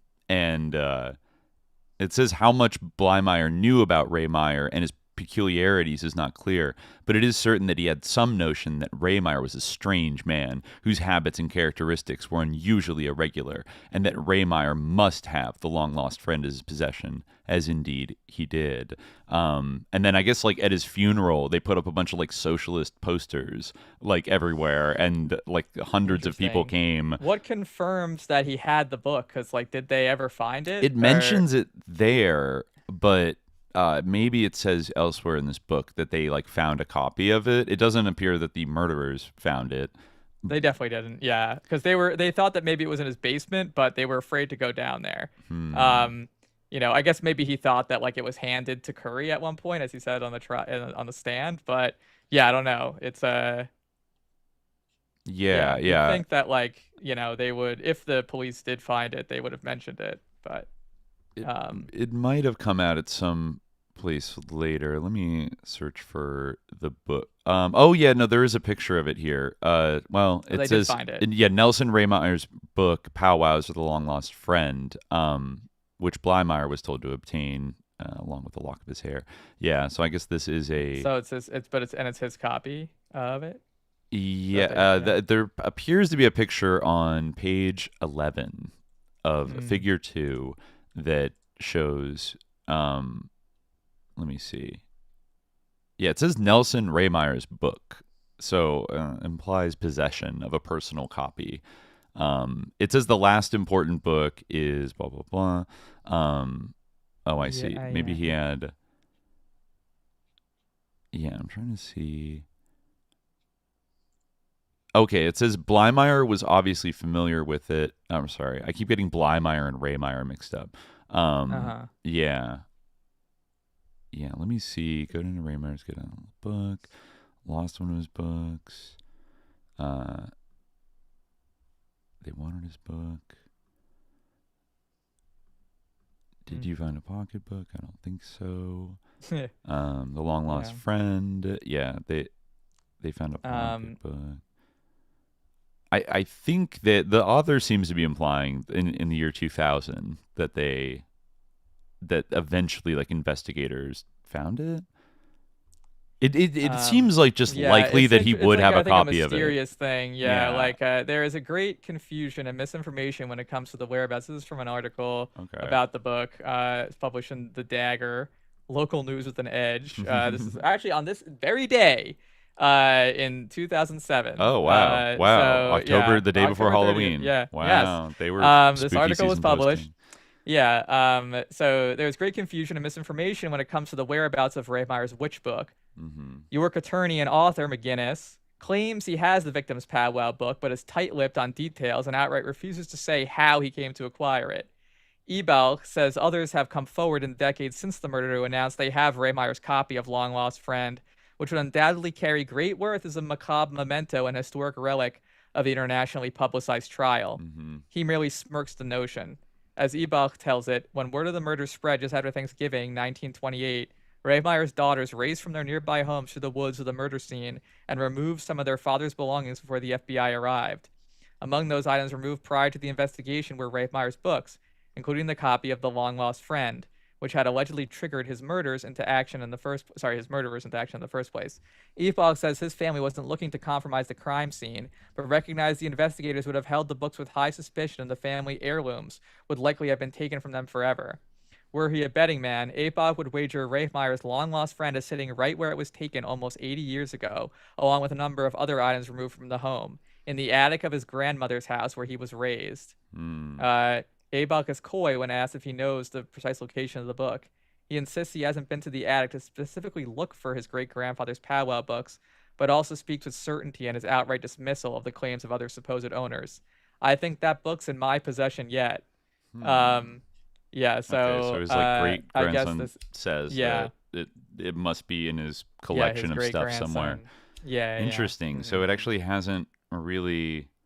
Maybe there were people that testified that like they saw him like with it at some point and like knew that he was, like had a copy, but then they just never actually pinned down the copy, right? Yeah, I mean, like there's so many copies of this book, right? Like who knows? It's like, oh, this is actually his book, and like you could say like, yeah. It is interesting that there's like sort of all like conflicting claims of possession between like the family. Yeah. Well, yeah, the first thing that comes to my mind would be that of the three murderers, at least one of them or maybe all of them like did find it and then buried it and were afraid that if it was dug up as evidence and like presented at the trial and like not put where it was supposed to be, that somehow there, though. I mean, they're already on trial for murder, so like, how much worse could it get? But maybe they feared something worse. I don't know if they didn't do it. But then again, it does seem like they kind of spiraled because they couldn't find the book, and I don't know, like, so maybe they just never did. Well, but they also like weren't like they didn't like feel that the book mattered, I guess. It seemed like they concluded that since he was dead, like getting the book didn't Was irrelevant. like, matter. Okay. Yeah. Interesting. It's very odd that they were like afraid to go into his basement to like try to look for it, but that's what they claimed. So like after killing him, they were afraid to go in his basement and try to find it, or maybe they just didn't want to like delay there too long, after committing a murder. Yeah. But yeah. But it possibly indicates that they were like afraid of some kind of magical thing kind of getting them even after the guy was dead, that it would be like it'd be dangerous to like go to the basement. It's a possibility. I don't know if they explain that in their trial testimony at all, but that would seem to like that would potentially imply that they still felt like the hex was on. Like just killing a hexer. I guess they would call them hexes. Like a hex was a witch basically, but like if you kill a hex, it doesn't remove the curse or the hex. Well, I guess it does. Well, that's what they believe. Or they believed it did. So they thought. Okay, Yeah. Okay. Yeah. So maybe they did just want to get out of there. I don't know, but it doesn't matter anymore. Like we killed them. Yeah. Which it is. It's like they. At least the way like the prosecutors described it is that they almost like go insane and become like barbarians when they go to the house. Like their original plan just like goes out the window immediately, and it escalates into them just like savagely like beating this guy to death instead of a bunch of other less extreme things they could do, which wouldn't have ended up in like a murder and them going to jail forever.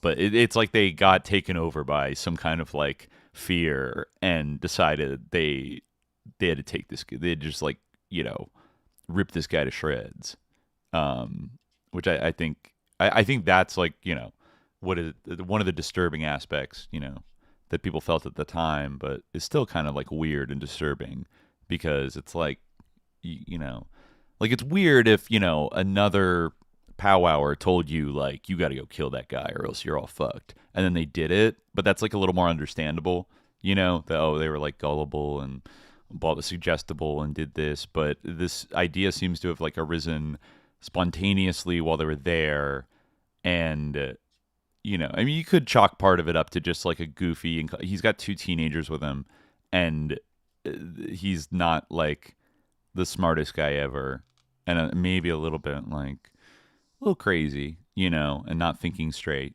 and they he was desperate. Like desperate, he did say that once he killed him, he felt better.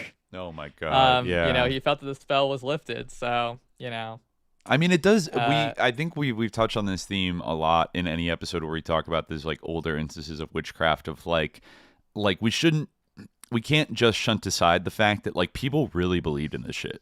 And like regardless of its materiality in the like the traditional sense, or like our inability to prove that it actually does anything, at least on a psychological level, I don't know, in a society where everybody kind of buys into this kind of belief system, then I don't like, well, also, I don't know exactly how to explain it. When he went to the medical doctors, according to his testimony, what they diagnosed him with was like a nervous disorder, like melancholia, right? So like so it does seem like part of it was like the sense that he was bewitched.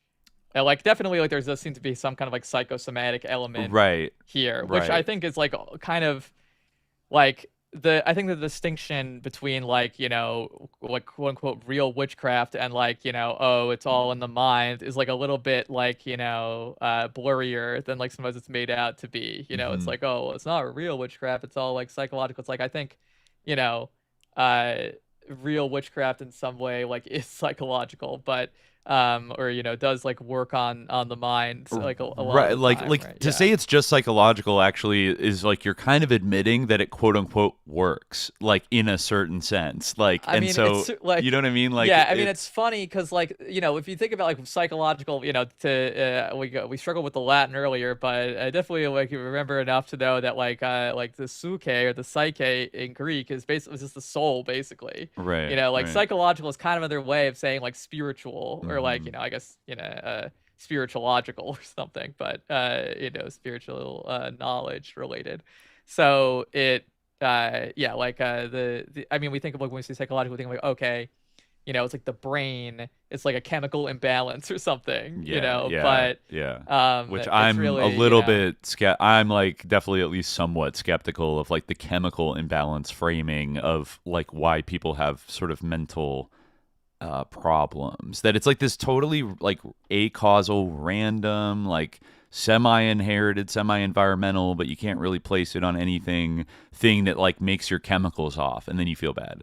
And it's like, I don't know. I feel like everything's a little more blurry and integrated, and like we're affected by things like trauma and like societal stress and like all these other things that well, like yeah. I mean, I think that like maybe that those things cause the chemicals in your brain to be like out of. I think maybe you right. can make up for like the negative experiences or the feelings you have like as a result of those environmental things with like like chemicals that then like balance out like whatever the chemical like quote unquote imbalance you might have, and in some cases maybe it is just like kind of a like an illness or like whether it's genetic or I guess usually it is like kind of like inherited or but I feel like yeah, of course the environment Yeah. matters. Yeah, I think there's like there's a spectrum of like maybe like susceptibility to like at points where people experience kind of like psychological maladies like based on their lives and their experience and like the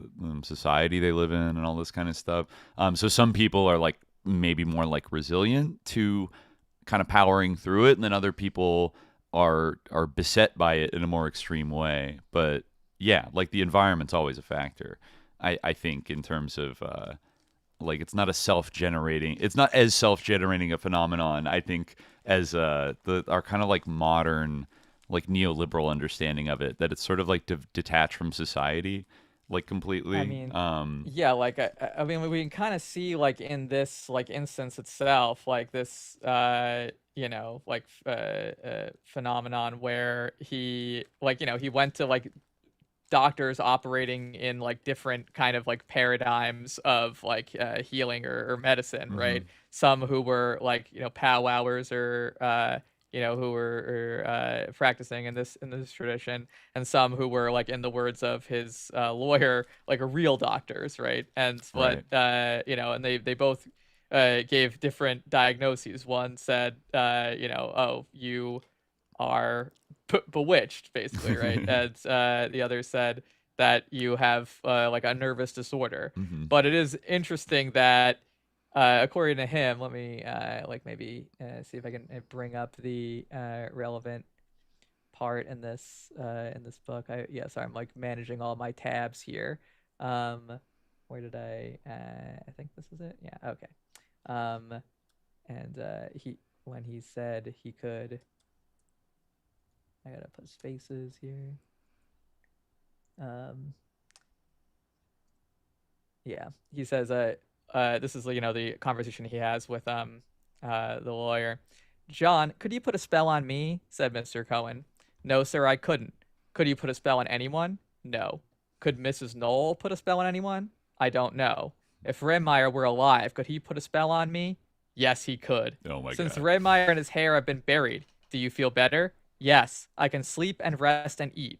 You are building yourself up, are you? Well, I feel stronger. John is this author. This is again. This book is from around this period. So a couple of years after. So it is of its time, right? But John seems to have been quite satisfied with his lot, even though he had been in county jail for over a month at the time of the trial. He wore rather a picture of contentment. That such were the reflections in his mind may be noted in what at any other time would be considered very quote-unquote bold statements. John, would you kill anyone who had hexed you? Yes. If the judge of this court put a spell on you, would you kill him? Yes. Wow. This is really not the best No, way to it's go. not But the greatest If defense. the district attorney put a spell on if the district attorney put a spell on you, would you kill him? Yes. If your father put a spell on you, would you kill him? Yes. Then came the cross-examination of a determined district attorney. This failed to move the defendant. Did you receive any money from Milton Hess? District Attorney Herman asked. Yes. How much? $10. Why? To get him a Queen Elizabeth root from Sam Schmuck to keep away the hexes. Did you make Milton Hex believe you had the power to remove spells? No, sir. The cross-examination concerned itself chiefly with the state's effort to establish the robbery motive. Blymeyer admitted that Rehmeyer had taken some object from his pocket during the fight and handed it to Curry. But he said the object might have been the long-lost friend, which Mrs. Knoll had told him to burn. Right? Yeah, we talked about that before. Yeah. So he said he felt better. He did. I mean, yeah, it's weird that all of them kind of seem to have the affect in the trial of like that like MK death row guy on the Geraldo like Satanism special that was like, you killed your best friend so you could get 10,000 souls in hell, and he's like, yes. It's just like totally blank affect of like basically like, would you kill everybody if they put a hex on you? Yes. Like, it's like, okay, this is incredibly incriminating. And I guess like Hess showed like no. It says here that in the Philadelphia Inquirer that Hess showed no. He was unmoved by the recitation of the part he took in the cold-blooded crime. If there was anything to disturb him, it was a questioning bud in the back of his head that Blymeyer, quote, gypped him in dividing the money they stole from Ray Meyer's dead body and in the house. Yeah, like, okay, like, bro, like, why are you so, like, you're a teenager. Why are you so, like, black-pilled about this? And just like, yeah, I killed him. Like, you not, I mean, it sounds like, the ringleader, John, was, Blymeyer, was pretty convinced. But, like, you'd think the other two guys maybe would kind of realize that, oh, we kind of fucked up or something like that. But they are all like so convinced that this guy was a sicko. Like, I kind of wonder if it has something to do with the fact that he was both a powwow guy and like a hardcore socialist. If like, and then he was, specifically blamed for, I guess, killing off some of the Hess family's chickens on their farm. Or there were sudden disappearances. What else do we know? Like, what kind of like things was he involved in, like in the community? Like, because I didn't realize that he was a socialist. Yeah, let me see. There's only 2 references in this book to him being socialist, and that's like early on. The detectives found a bunch of socialist books and stuff at his house, and then at his funeral. Oh wait, I'm sorry. It was the room in which he had been murdered had been hung with socialist posters. And then but then that was not at the funeral. Sorry, because it says that the people of that community and church knew little about socialism and thought even less of it. Well, and that's maybe an interesting sign there that like maybe some people didn't like him because he was apparently like a vocal about it. It's continuously spouting socialist ideas is what they say, but there's not much more detail on it than that. I mean, I guess this is the era of what's his name, the big Eugene V. Debs, I guess. This is like that kind of era of they were running elections and stuff like that, and yeah, it's got kind of weird. Like, this is still the 1920s, like the sort of Calvin Coolidge, Herbert Hoover era of capitalism run wild, where you had it's got very shadow. It's got potential like shadow ticket vibes of like private strike breakers, like head cracking, like Bolshevik, like union people and that kind of shit. And maybe people, like nursing a grudge against. And then the fact that he has these powers on top of that is like too much. It's too spooky. You know what I mean? Like he's doing class warfare with his magic to like ruin their amazing small business farm. Blah blah blah.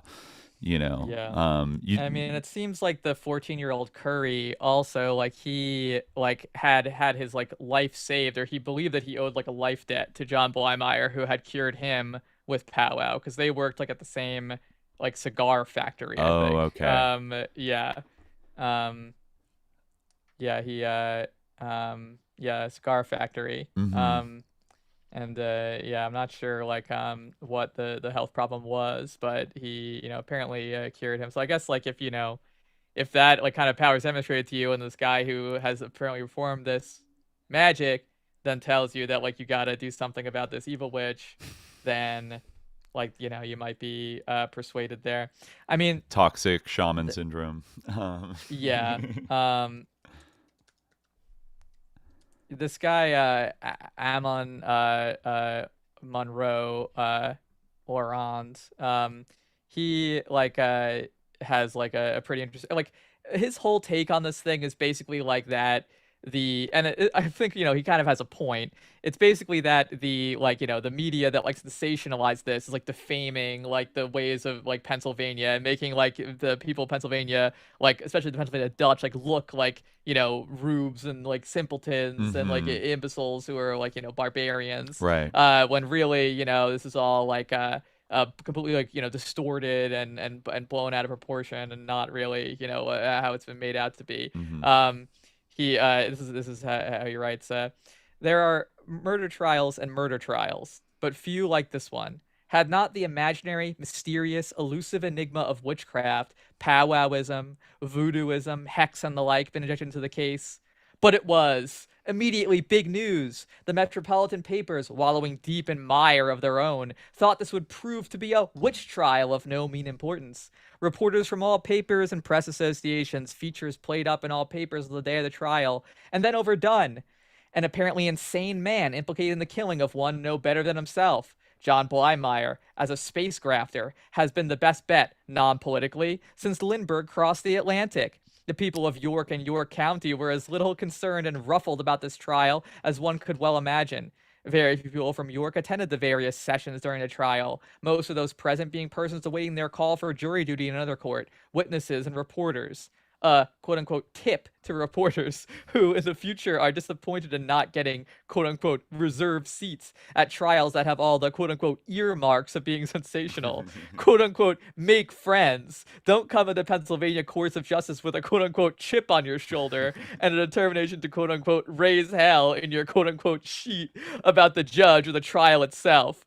The case was but an unfortunate one, which might have happened in any rural section anywhere in the United States or the entire world. It could easily have occurred in New York City or Washington, but York happens to have been the victim of circumstances, as well as was John Blymeyer, and the only echo York County will recall will be John's board bill. The populace of York County are not dumb and ignorant, as some papers would have their readers believe, just because of the fact that many of their people are Pennsylvania Germans. On the contrary, York, the city, is one large manufacturing center, products being made there reaching every point of the globe worthy of mention. This history of the trial of John Blymeyer tends to portray a layman's view of the complex situation surrounding a deplorable circumstance. This article is not prepared with a view to filling a demand from a newspaper for quote-unquote so much space, but is prepared by the author as a matter of historical interest for the future. None of the authors in the drama were known to him. The newspaper is bearing an account of the trial daily, which vie with each other as to which one would carry the most sensational stories, will soon have been forgotten or destroyed, while this article of the trial, preserved in an attractive manner, may last for years and may serve at least as a word lesson to others. Oh, well, there you go. It's now being read here on a podcast in the year 2025. Right. There are no mercenary or other motives underlying this account of the life of John Blymeyer, and the ultimate outcome of the practice of such as believe as he believed, and practice as he quote unquote dreamed. Interesting. Yeah, they certainly weaponized the shit out of this, like in the 20s, and painted everybody in York County as a bunch of like crazy, dangerous yokels, who, funny enough, I mean, they almost spin it into like this weird, like I don't know, like Pizzagate, like Save the Children, Pizzagate kind of territory of like the children are being murdered by powwow practicing, and like it's a public health thing that like we need to step in and stop. I guess one of the big crusaders was Dr. P.A. Null, who was the secretary of the York County Medical Society, who did a lot of like press, during and after this trial. I guess, it says here, the hubbub continued. On December 4th, 1928, the Philadelphia Record reported that D.A. Harriman announced his intention to summon two of the more widely known powwow practitioners before him. Quote, at the same time, a mass meeting is being organized in New York, at which various civic organizations will be asked to cooperate in a campaign of education to wipe out the practices. Even Mrs. Hess was reported to have said that she was able to do a little strictly specialized powwowing herself. Quote, Wilbert had his limbs twisted all up and crippled, and a powwow doctor cured him, Mrs. Hess declared. I don't do very much powwowing myself. I can only powwow for stomach fever. A trip into the rural sections where literally hundreds of barns and sheds are marked with chalk crosses to keep the hexes out of cattle and crops plainly shows how widespread is the superstition. Most people in New York will tell you they do not believe in any of that stuff, but often in the very act of saying so, they will admit that at one time or another, they or members of their family have been powwowed for some ailment. Pressed further, they will tell you, it doesn't hurt to try everything that might help you when you're sick. This, according to medical society officials, is exactly what makes the situation so difficult. No, yeah, it's like, I don't know. Yeah, like people are really freaking out about this. Well, yeah, like this is also a good example. Like this is an article that was written about this in the I think the Ledger. What is it? The Washington Star. Mm-hmm. The curious anachronism of witchcraft in 1929, reaching an apex of blood-chilling nyctophobia in the middle of a busy city next door to a bootlegger, arouses wonder. The city of York has received much unenviable publicity because of this strange situation, which resulted eventually in a brutal murder. The real facts, however, need not be considered as particularly disgraceful to York. True enough, the witchcraft superstition exists in that historic American community in a more aggravated form than the majority of its citizens are willing to admit. But this is not because the people of York are less cultured or more superstitious than those to be found in most other communities. The vital point, seemingly overlooked during the recent trials, is not the fact that witchcraft practices exist, but the reason why they exist. The actual visible evidences are only superficial symptoms of a deep-seated trouble brought to the surface by a peculiar combination of circumstances. The fact is that there is incipient witchcraft everywhere. It is found in the hundreds of superstitions which prevail in all levels of society. In themselves, they are innocent enough.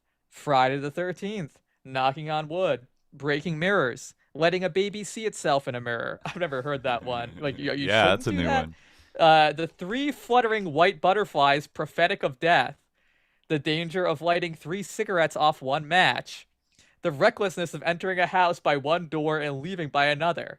All of these are familiar manifestations. I like how they start off with like familiar ones, and they're like, never tie 2 shoes in the same Sunday. Like what? But anyway, they do little harm in most communities. Few persons consider them very seriously.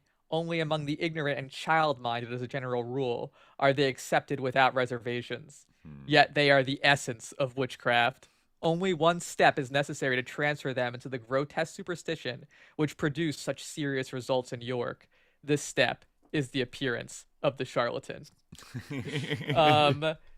Wow, it is interesting how like you see kind of like the evolution of this, like it in a way, like this is kind of like it is like a witch trial, like but it's like in a very different like kind, like on one hand, like you imagine like the witch trial as being like the epitome of superstition, right? Like it's like these crazy Puritans, like who are like, but in a way, like Cotton Mather, like he never was president of Harvard, but like he in his mind should have been, and like what everyone thought he would have been, his father was, right? And I'm not mistaken, but I think Increase Mather was, certainly he was, a very erudite and educated person. Increase Mather, I always forget about that. It's so funny. Yeah, but I mean, Cotton is like also a ridiculous name, but Increase. Yeah, but like and like so it's not like the I mean, we've talked about this whole issue before in terms of like the genesis of the Salem issue, but like it's still like the magistrates like definitely bear the blame, and like in that even if like it emanated from like so the common folk of Salem Village, it was a bottom up trial.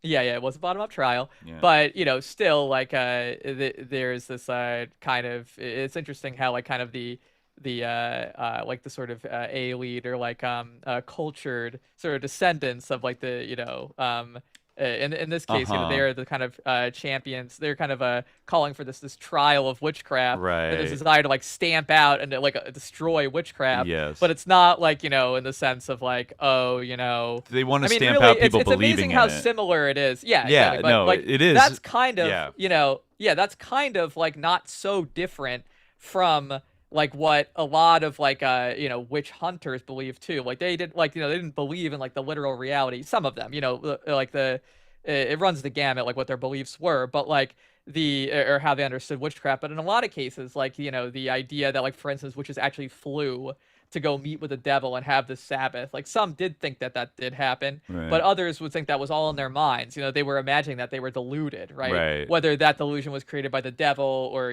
whatever. Yeah, still, this is ultimately whatever the source of such delusions is. It's still ultimately like a delusion the same way, right? Yeah. So it's interesting that like we have this kind of like the language is amazingly similar. It's about like stamping out these like beliefs that are a thing that is witchcraft. But it's like, not, it's interesting, like the framing. I think that actually in some ways, that framing, like, the continuity there from what the earlier witch trials, at least in the way that it's kind of like, remembered and kind of haunts, to use the spooky term, haunts, this trial. It's interesting to consider the continuity between this quote unquote crazy superstition of like the early witch trials and like the intense rationalism of these. Like I think that in some ways like that that was the rationalism of its day. Yes. And it just has kind of evolved and taken on like a slightly different discourse and slightly different form. I was gonna say, I said in the chat a minute ago that that all these articles have big Wilsonian vibes, and like this does feel like very much the position of a kind of like liberal idealist rationalist like Wilsonian, that which is basically the like a large segment of the elites in the 1920s like had this kind of mentality, and there is a real sense of like epistemic threat that they feel from the same way, I guess, that like in the first trials, like the Salem witch trials, they felt threatened by, in a very different way, they felt threatened by witchcraft. But in this, it's like this crusade of like debunking it and like forcibly eradicating these beliefs. Somebody in the Griffin in the chat said, how many people writing these articles were also passive or active social hygienists in the 1920s, right? Like it has a little bit of that vibe. Like these lesser people believe in these harmful superstitions, and we need to like intervene to wipe out these beliefs. Like it's not good enough that our rationalist system kind of dominates society, but like because it inevitably leads to like chaos, murder, insanity, like social breakdown, blah blah blah. Like it says, Dr. Knoll, the great crusader, said elsewhere in the Philadelphia Record, the medical profession is cognizant of the fact that hundreds of persons are victimized by these powwow practitioners. Persons come to see these practitioners all the way from Philadelphia and Pittsburgh. These persons and York County residents as well are victimized to the detriment of their health and at a price famous physicians would scarcely charge. Yet there is little that can be done. The belief in the witch doctors always seems to frighten the persons out of telling anything in court. And he says, deliberately and out of a lifelong knowledge of the people of this county, I say that I do not believe a jury can be obtained that would not contain 6, yes, probably 9 or 10 persons who would be afraid of the hex curse if they were to convict one of these witch doctors. It's literally like some Molly Maguire shit of like, if any of you witch doctors wants to stand up and take a shot at me, like now's your chance. Like, and I mean, it's like the same place. Oh no, it is. Like, it's very. I mean, Reading is like right near Pottsville and Schuylkill County, right like, adjacent all, to like, it. Like, and in one case, it's the Irish Catholics. In this case, it's like the Pennsylvania Dutch that need to be kind of like smoothed out a little bit. They're not in a way. They're not like white enough. Kind of. Like this like goes against the grain of like modern American, like good white, like Protestant, beliefs and like love of science and this is another great article like that really like lays that there is a quality of pathos, as this is from the Philadelphia Public Ledger. There is a quality of pathos as well as tragedy in the tale of the witch murder of York. The chief characters in the story, the dead quote unquote witch, the simple-minded souls who took his life, the families of those involved, and the backgrounds of life disclosed, all have a strange look in this modern world. They seem somehow alien and afar off from everything in the life that moves around them. Yet men who believe in Hexerai and all the powers of darkness drive motor cars through back roads to the house of the quote-unquote witch. They turn from watching an airplane moving through the clouds to cast quote-unquote spells from the long-lost friend, that musty witch book filled with tripled Latin crosses, holy words, and black-type quote-unquote charms. There is culture and high intelligence all around them in this very old town of York that was old when the Revolution was fought.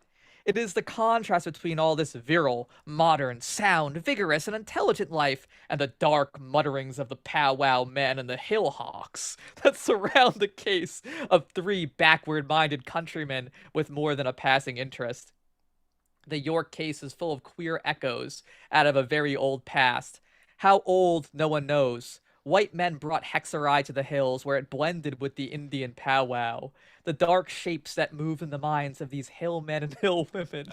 The ignorant sorcery, the sordid black magic, and the grotesque faith healing go back for hundreds of years to medieval darkness. Oh my God. These bedeviled and intangible things linger in the lonely spaces and in the mean streets. They come from even farther back than the Dark Ages. Some of them are undoubtedly quote-unquote racial memories, tracing back to skin-clad men sitting around red fires glowing at the dark mouths of hillside caves. Fuck?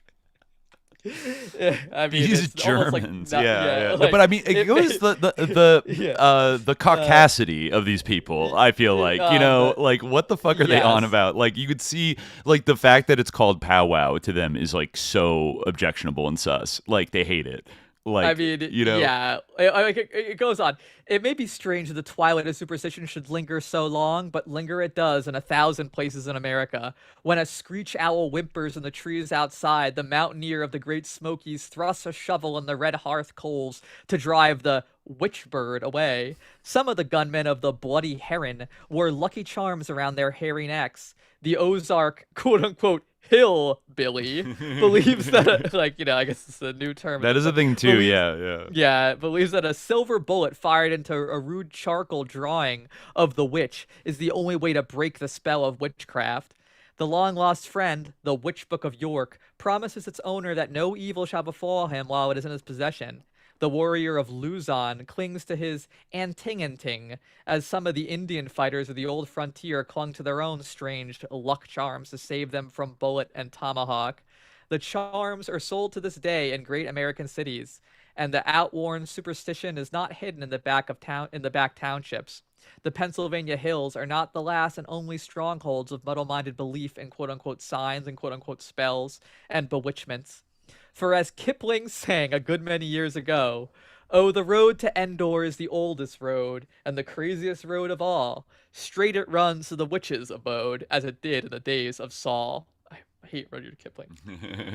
He sucks. It just makes me so... He actually sings song, obnoxious voice. Anyway, human credulity is an amazing thing. I mean, talk about the white man's burden. There you go. Literally quoting Rudyard Kipling. But... human credulity is an amazing thing. 3 country boys murdering a man in a lonely farmhouse to get a lock of his hair to break a quote-unquote spell is hardly more startling than that other tale of a spirit message from the dead Houdini. Belief in the supernatural dies hard, if it dies at all. Contact with the world and such enlightenment as comes from education will spell the doom of the powwow man.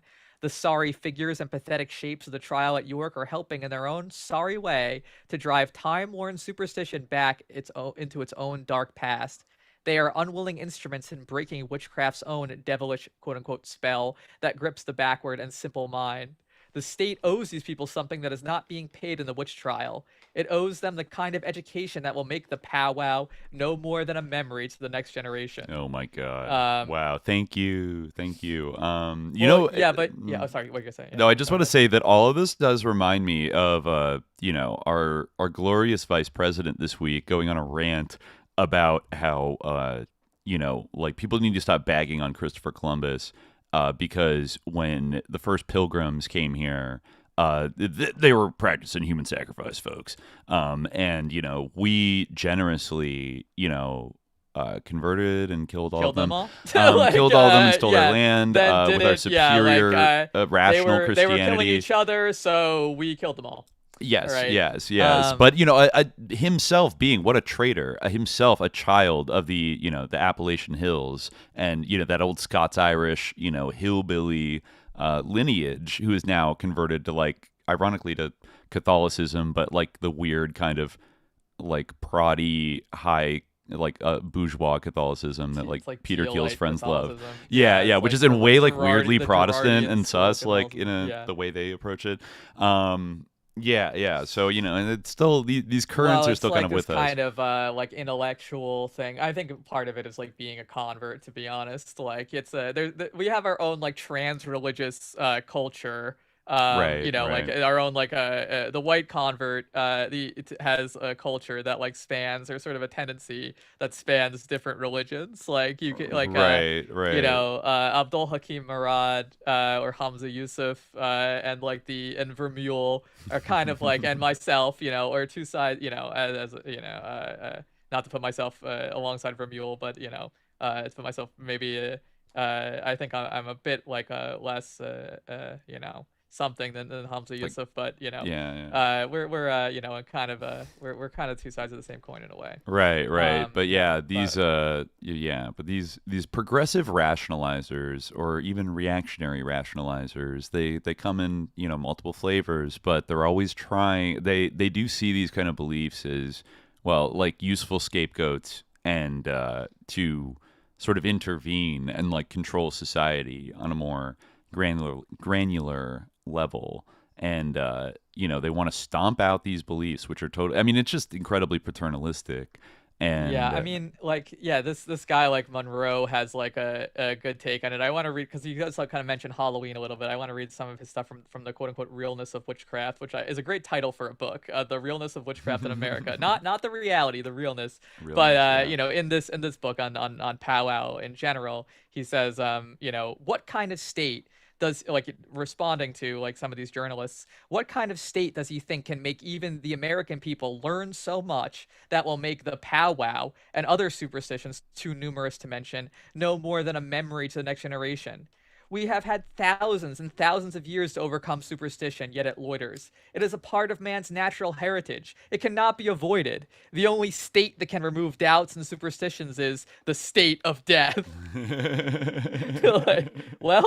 I think you kind of does have a point. Yeah, no, I think he's totally right in a way where it's this. There is this kind of zeal that you got to see it to this day, where in an age, our current age, where almost all religion by some increasingly is treated as superstition.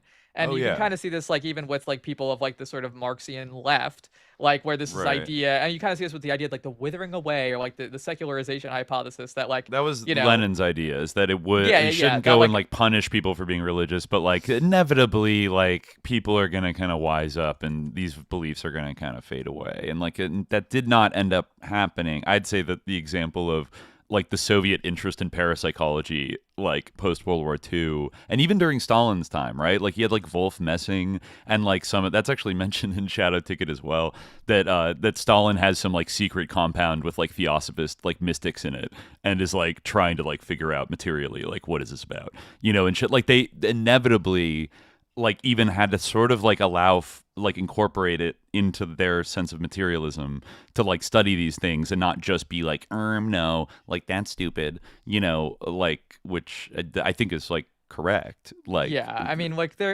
definitely wasn't a widespread idea, not just as expressed by Lenin, but in sociologists, just widely, that as we progress, then religion will just disappear, will be replaced by science and logic, a lot of liberals which believe now this, I think crucially. we can say that's not gonna happen.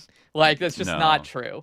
But there are some who it's true, people are focused on reality on get rid of religion, but it is true. It's something that in a way, some have pointed this as kind of a proof of the reality of God, or something like that, that for whatever reason we long for something like that, something within us calls out for a relationship with the unseen, or these kind of quote unquote magical beliefs, or these if they maybe we can maybe we can reclaim the idea of superstition and think of it as like, something that is not like standing up from like the past, or like survive, a late relic. survival from like yeah, exactly, a relic. We can think of it as something that is like kind of like standing up like from within like our own nature, like that we have these super, like how many people like people like knock on wood or whatever, like even if you aren't like thinking like and people do this even if like you say like why do you do that, like why, like A lot of people like, don't think that much or consciously afraid about of it. jinxing it, something like that. Yeah, Jinxing. exactly. Yeah, even like throwing around words like hex, like like casual. Yeah, Oh, they put a jinx is- hex on me. Like it sort of like vaguely becomes secularized, but it's still there in our vocabulary. And yeah, I mean, I don't think it's going to like fully disappear. It would require the amount of knowledge it would require for like humanity to obtain to make it fully disappear. I don't know if we'll ever fully get there. We might learn a lot more about the nature of reality. We certainly did in the 20th century, right? And the 19th century, etc. But Yeah, well, it's not everything. Well, I mean, it also gets into the question of like, what is designated as religion and like what isn't, But I certainly think that like, yeah, like it's never gonna go away. It's like, it's just like, or like the, whatever you say, like the belief in God, the belief in something that like cannot be empirically proven by like the like scientific method as we understand it now in the contemporary United States of like the 21st century. Like if that's how you define like religion or superstition or whatever, like or like if you define it as like a belief in the unseen or something, or a Yeah. belief in beings or intelligences or agencies that are like imperceptible by like the empirical senses, Yeah. then that's always gonna be a thing. I Like, just it's just never gonna go like, and in fact, like Yeah, I think I- that like science in many ways like verifies the reality of this, or like the fundamental quality of this, as Yeah. part of life, right? I Like, just I'm had sorry, a yeah. thought pop in my head, from us talking in the past about like quantum physics and like the theory Yeah. about the sort of like I'm forgetting the terms right now, but the idea that like one's observation of The observer things, effect yeah, the observer is- yeah, effect, like something yeah. doesn't exist until it's observed. But then where does that leave the quote unquote unseen and concepts like God or like spirits or things which are like by definition not observed, but like vaguely sensed or like thought about or like intuited? Like, is it kind of like categorically be like, oh well, it doesn't exist because like it hasn't been observed? Like, I mean, I Well, have so I mean, many when we talk problems with that about- way of thinking about like the reality generation being like Yeah, well, by when we observers. talk about like in talking about the like the interpretation of quantum mechanics and stuff like that, like part of that is like, yeah, like they did kind of believe in like this like absolute randomness, right? Again, like I haven't like read this stuff in a little bit, so I'm kind of like going from memory, but like a part of it was that they like rejected like a deterministic view of like the universe, right? Like they had an ideological reason to interpret quantum mechanics the way that they did, partly because the idea of determinism was one they didn't want to like deal with, that they couldn't tolerate, right? Yeah. Like and that was part of why I believe Einstein said like God does not play dice with the universe, Right. right? Right. Because like they basically kind of were insisting that he did. You did. Like, but yeah, like Einstein like wasn't satisfied by that, and like this, yeah, it's and That's then funny. they kind of tried to smear him and say that he was senile, and that's why Right. he rejected their bullshit. But Yeah, it's funny you could see Anyway, both it being kind of weaponized like simultaneously against like a more like materialist conception of reality, like maybe more like classical modernist conception of like materialism that maybe like the Soviets would have like gotten behind, but also like any kind of religious or spiritual kind of like interpretation of the world would all like both these things are basically invalidated by like this interpretation of like quantum physics, that it's like all generated by people observing things or whatever. Like I don't know, I hate it. It's Yeah, like annoying. It doesn't help anybody do anything except like sit back and go, okay, I guess it's all random, like nothing matters. which almost feels like encouraged by design to be I think definitely, yeah, because like I think there's certainly an ideological reason for like it is like they admit like it's an interpretation of quantum mechanics, right? Yeah. And like anyway, I wanted to read this, which is Clarence Darrow, actually. The big debunker himself. Yeah. Yeah. Well, he actually had like kind of a decent take on this. Okay. He wrote in the Harrisburg Patriot on February 21st, 1929, "Belief in witchcraft cannot, in itself, be thought a crime. If it is, there would be but few of us really innocent. Not so many years ago, our best people and devout Christians not only believe in witches, but guaranteed their celestial happiness by murdering them. We placidly admit that there are sections of our country where people are isolated by their own customs and thought, or by geography, and live quaintly a century and a half behind our little more enlightened communities. But we forget that a mere century and a half takes us almost back to Cotton Mather and the stake." I mean, again, wrong about Salem. No one was burned at the stake at Salem. Right. I mean, people were hung, which was wrong. We condemn, we disavow, but there was no burning at the stake. Then witches were hanged for the glory of God and for the peace of mind of those who thought they had been or might be bewitched. There are today groups of people who have advanced but little in mentality beyond the ignorant frenzy that glorified in hangings. Even today, a literal interpretation of the Bible would force us to believe in witchcraft and sorcery. And those simple folk, of which that Curry boy is a product, hold strictly to the word just as they find it. To them, the Witch of Endor is very real. The devil is real. Spells are real. In their world, furnished by traditions, myths, and old world lore, handed down unchanged from one generation to another, there are evil spirits as certain as a flying railroad train bearing down on a motorist stalled in the tracks.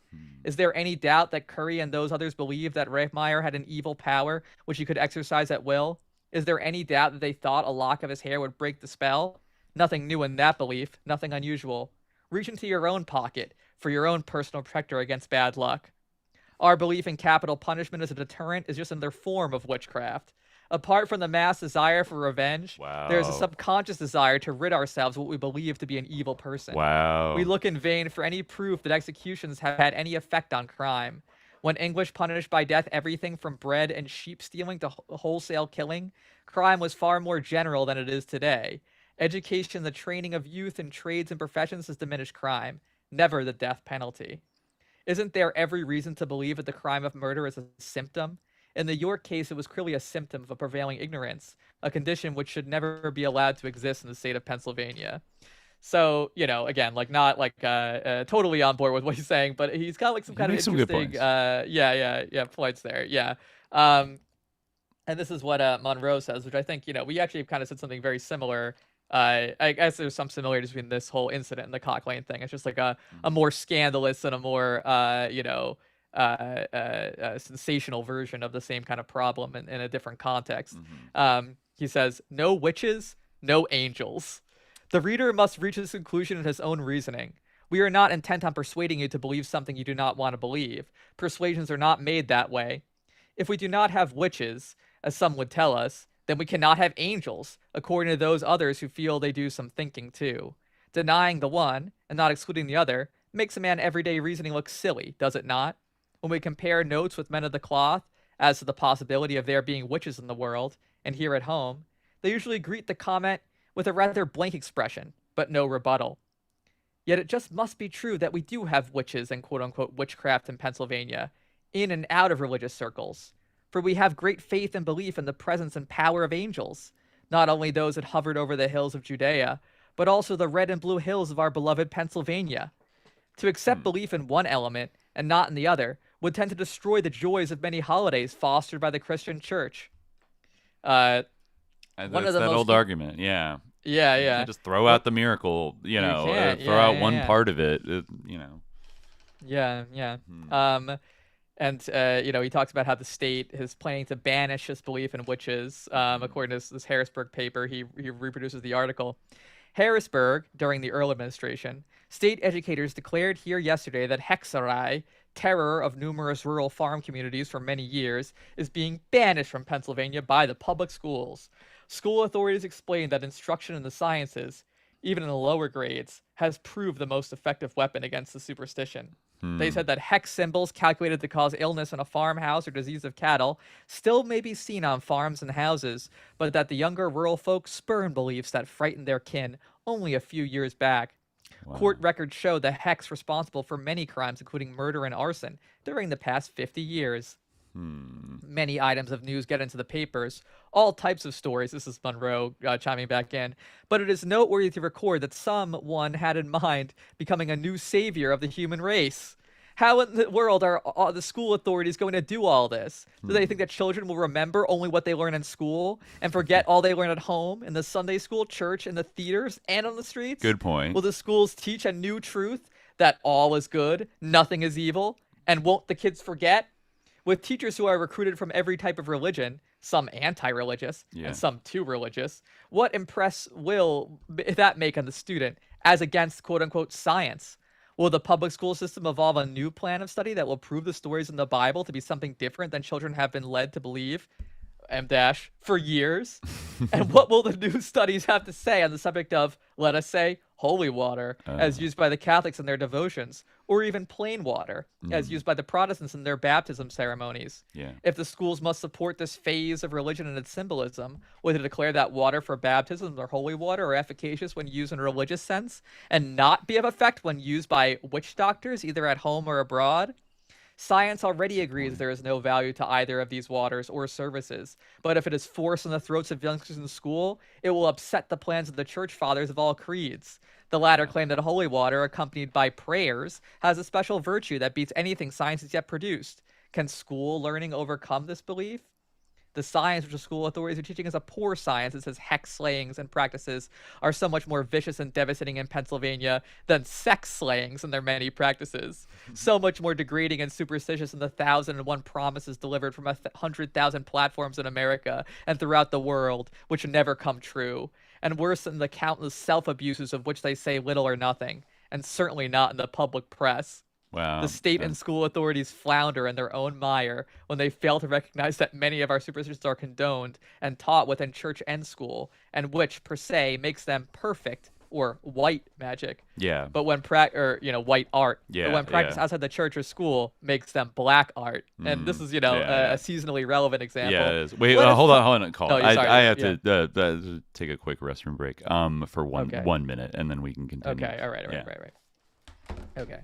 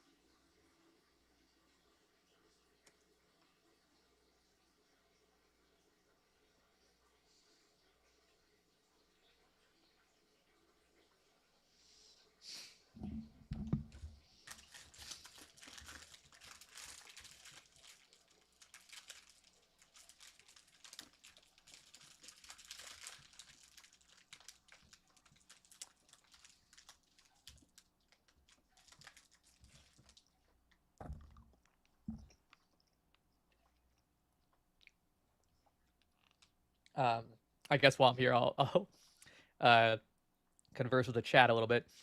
It is incredibly fitting that Native Americans would somehow catch a stray in this debate between opposing camps of white people. Yes. I mean, I guess they did kind of appropriate it, but also like they kind of claimed it after it was like pejoratively applied to them in kind of a flash of racism from the other camp of white people. But, I mean, you see that all the time. I mean, the example that comes to my mind is like the American Taliban, like how like it's okay, whenever some group in the United States is like doing something bad, the other one compares them to Muslims in some way. It's like, no, this is literally nothing to do with Islam or Muslims at all.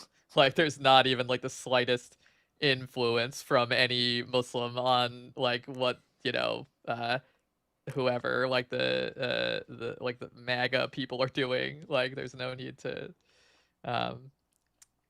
bring us into this, but it constantly happens. And yeah, I mean there's like tons of stuff. I mean Yeah.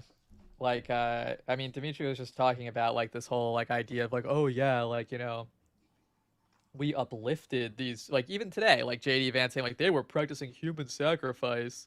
It's like, well, is that really so different from what you did when you showed up?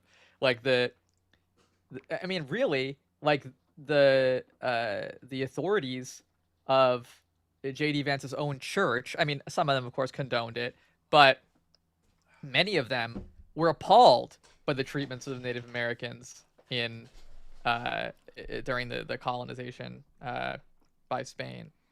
And even at that time.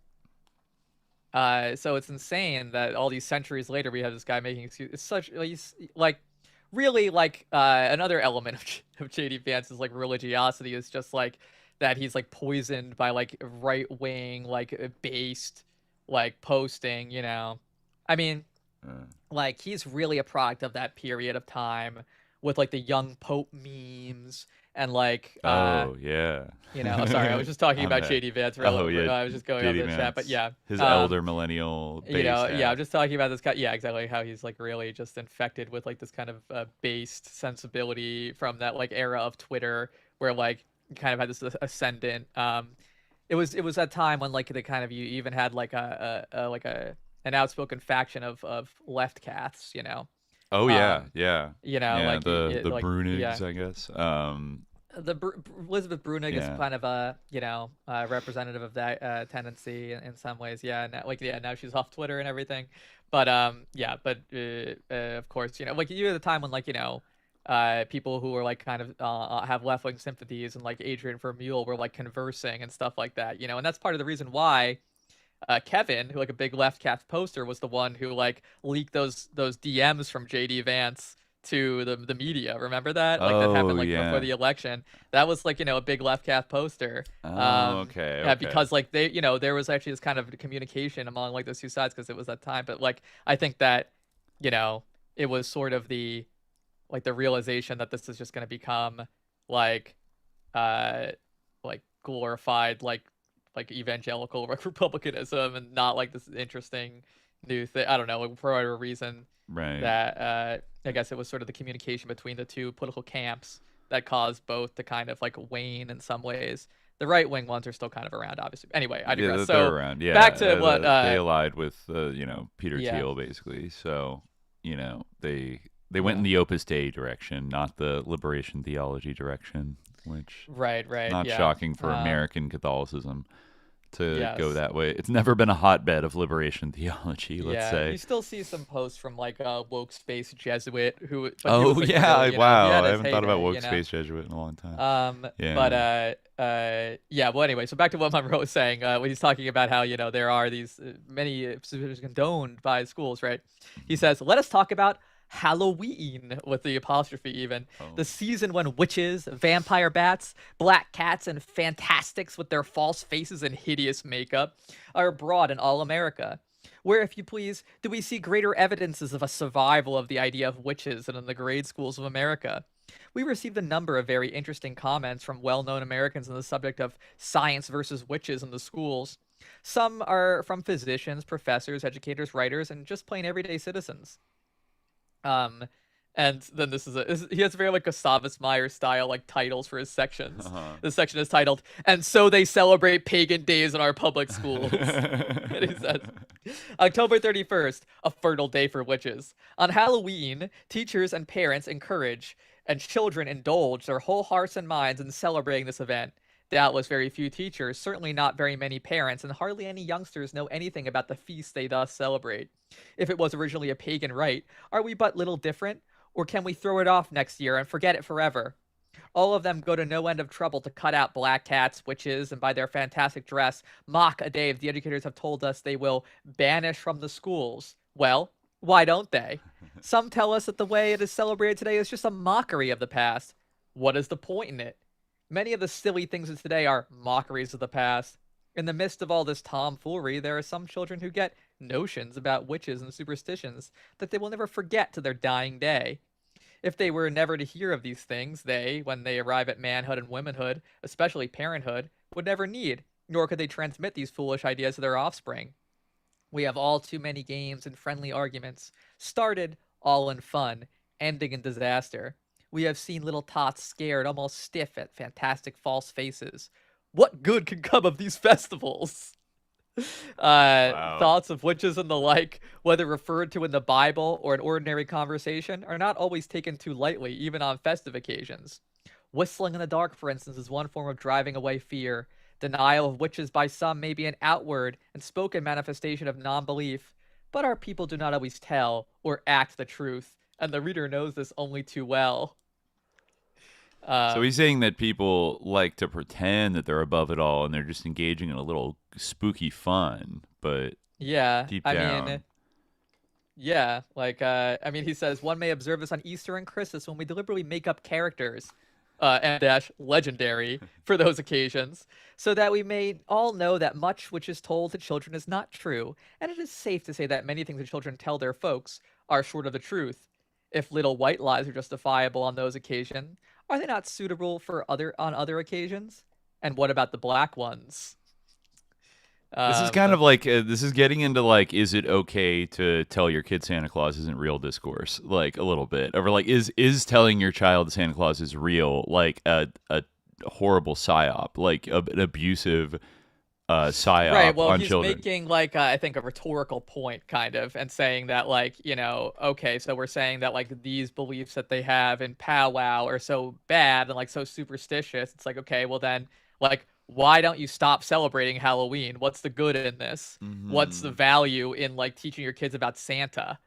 Like, it's the same. Like, why don't you just like live in like the rationalist universe where like we do not need to have joyous occasions? We simply thank Carl Sagan every day that we live on a pale blue dot, or like, like what, like, we freaking love science, and exactly, that's pretty much like. it. Yeah, I guess he is calling it. I guess he wants a world like that where why like these guys aren't going far enough. These people are not going far enough. No, it's kind of like he's doing like a rhetorical like thing. It's like he's doing like a modest proposal kind of like, it's like he's saying like, if you're so serious about stamping out these superstitions, right, these people, then why are you allowing you're saying that public schools are going to elevate these children and make them stop believing in witchcraft, right? But then you're still doing like you have all this Halloween stuff like shit. Halloween, and you're not going to get exactly. So it's kind of like he's saying, I feel like he's kind of like got this life. He's like offended. I forgot he was being kind of based here. Like he's being somewhat based in saying like, stop picking on the Pennsylvania Dutch for not, living up to like your standards, which actually you violate all the time, of like perfect rationality, blah, blah, blah. Like you still have remnants of it everywhere across your culture, and arguably every culture does, So, okay. He had a sense of the sustenance, I guess, of this paternalism of like, scapegoating. He does like, after he kind of breaks the like character a little bit, and he says like, explicitly like, our interest in preparing this account is merely to clear the atmosphere. A discourse dealing with the subject of witchcraft in Pennsylvania has been wanting for years. We find ourselves in a pathetic sort of state, being associated with mature men and women who are actually afraid to delve into a subject as important as this is, because of a personal fear that something might happen to them. Conversation with many persons has borne out this conviction. An interesting phase of this business of witchcraft, so far as it pertains to Pennsylvania, is that it's just a lot of talk. In view of what has been said thus far, it might be good policy to illustrate what is meant when we say that witches and a belief in them will be hard to suppress. First, there is no law against the belief in witches or a practice of witchcraft, religious or civil. Second, if there was a law, it would at once acknowledge that which many seek to deny really exists. Witches, whether in the flesh, in spirit, or merely in mind. There are people who self-identify as witches and do these things. There definitely are, yes. Yeah. You can argue about their effects, but they are a thing even to this day. Yeah. They haven't gone away yet. He says, do we have witches in Pennsylvania only among the Germanic people, not the English, Italian, Irish, Slav, Welsh, Hungarian, and the other races? How about the races in the 47 other states? Yes, how about them? So, like, he's really outraged about Pennsylvania. And of more than 2 billion religious people in the world, including the non-religious, you say there are no witches today? 3 exclamation points. The Lord's Prayer says, deliver us from evil. Wow. Catholics and Protestants alike, in saying the Lord's Prayer, recognize something closely akin to everything in the catalog of the evil spirit world, no matter what name one may be pleased to call it. For do we not pray, deliver us from, all caps, evil? Wow. Yeah. All right. Critical support for Clarence. Neither priest nor preacher or scholar can explain this meaning away if the layman wants to believe it has personal power for him. Yeah. So. Yeah. And the belief in evil, I feel like, that is a significant thing that to throw out the witchcraft thing, or just kind of like, I don't know. I mean, would we say that the people ganging up, these Wilsonian idealists ganging up on York County, are accusing witchcraft of being evil? They're certainly saying it's bad, but they're also like, it's bad because it's fake, and it's like, it's snake oil. You know what I mean? Like, and it tricks ignorant people into doing bad things. So I guess you could say there's a concept of good and evil, but it's also kind of like, I don't know. And I feel like it's kind of minimizing. Well, I think that there is one. I think that what they see as evil is like, that like what they like superstition, Right. As they designate it, is like kind of like an evil force, right? And like it's not like so different from, I mean, like superstition, like it was a concept that like Christians had, right? Like it's funny, like this is something that like, I said before, but like it's very interesting how you see like these like sort of out-group like discourses or whatever you want to call them, like these polemics that are developed like within religious traditions, then later on get like turned against them themselves, like so Christians are like, we got to stomp out all these pagan superstitions, and then so many years later it's like, wait a minute, we got to stomp out Christianity because that's really kind of superstitious if you think about it. But of course, no one ever realizes that like it's turtles all the way down in some ways. Like people have like super like for instance, I'll tell you something that we can't see. The stock market. That's something that is probably more superstitious and more absurd than healing a wart with a potato. Yes, almost infinitely more so. Like you could see representations of the stock market in terms of the graphs and the charts and the live ticker and things like that. But the thing itself is non-public and like it deals in this realm of like numbers that is almost like I mean it's like it's bigoted obviously, and like it doesn't like hold up like in our time, and like I don't really like love it, but there is this kind of the insight in Marx calling commodity fetishism, because fetishism was like, at that time, like what people would be calling like these sort of like, like idol worshipping cults, like in darkest Africa or whatever, cargo cults, things like that. He was like kind Polynesia. of, like saying that like this, the logic of commodities is also like a logic of like, unreason and table turning, right? He compared it to like how the table walks. Talked about this before. Right.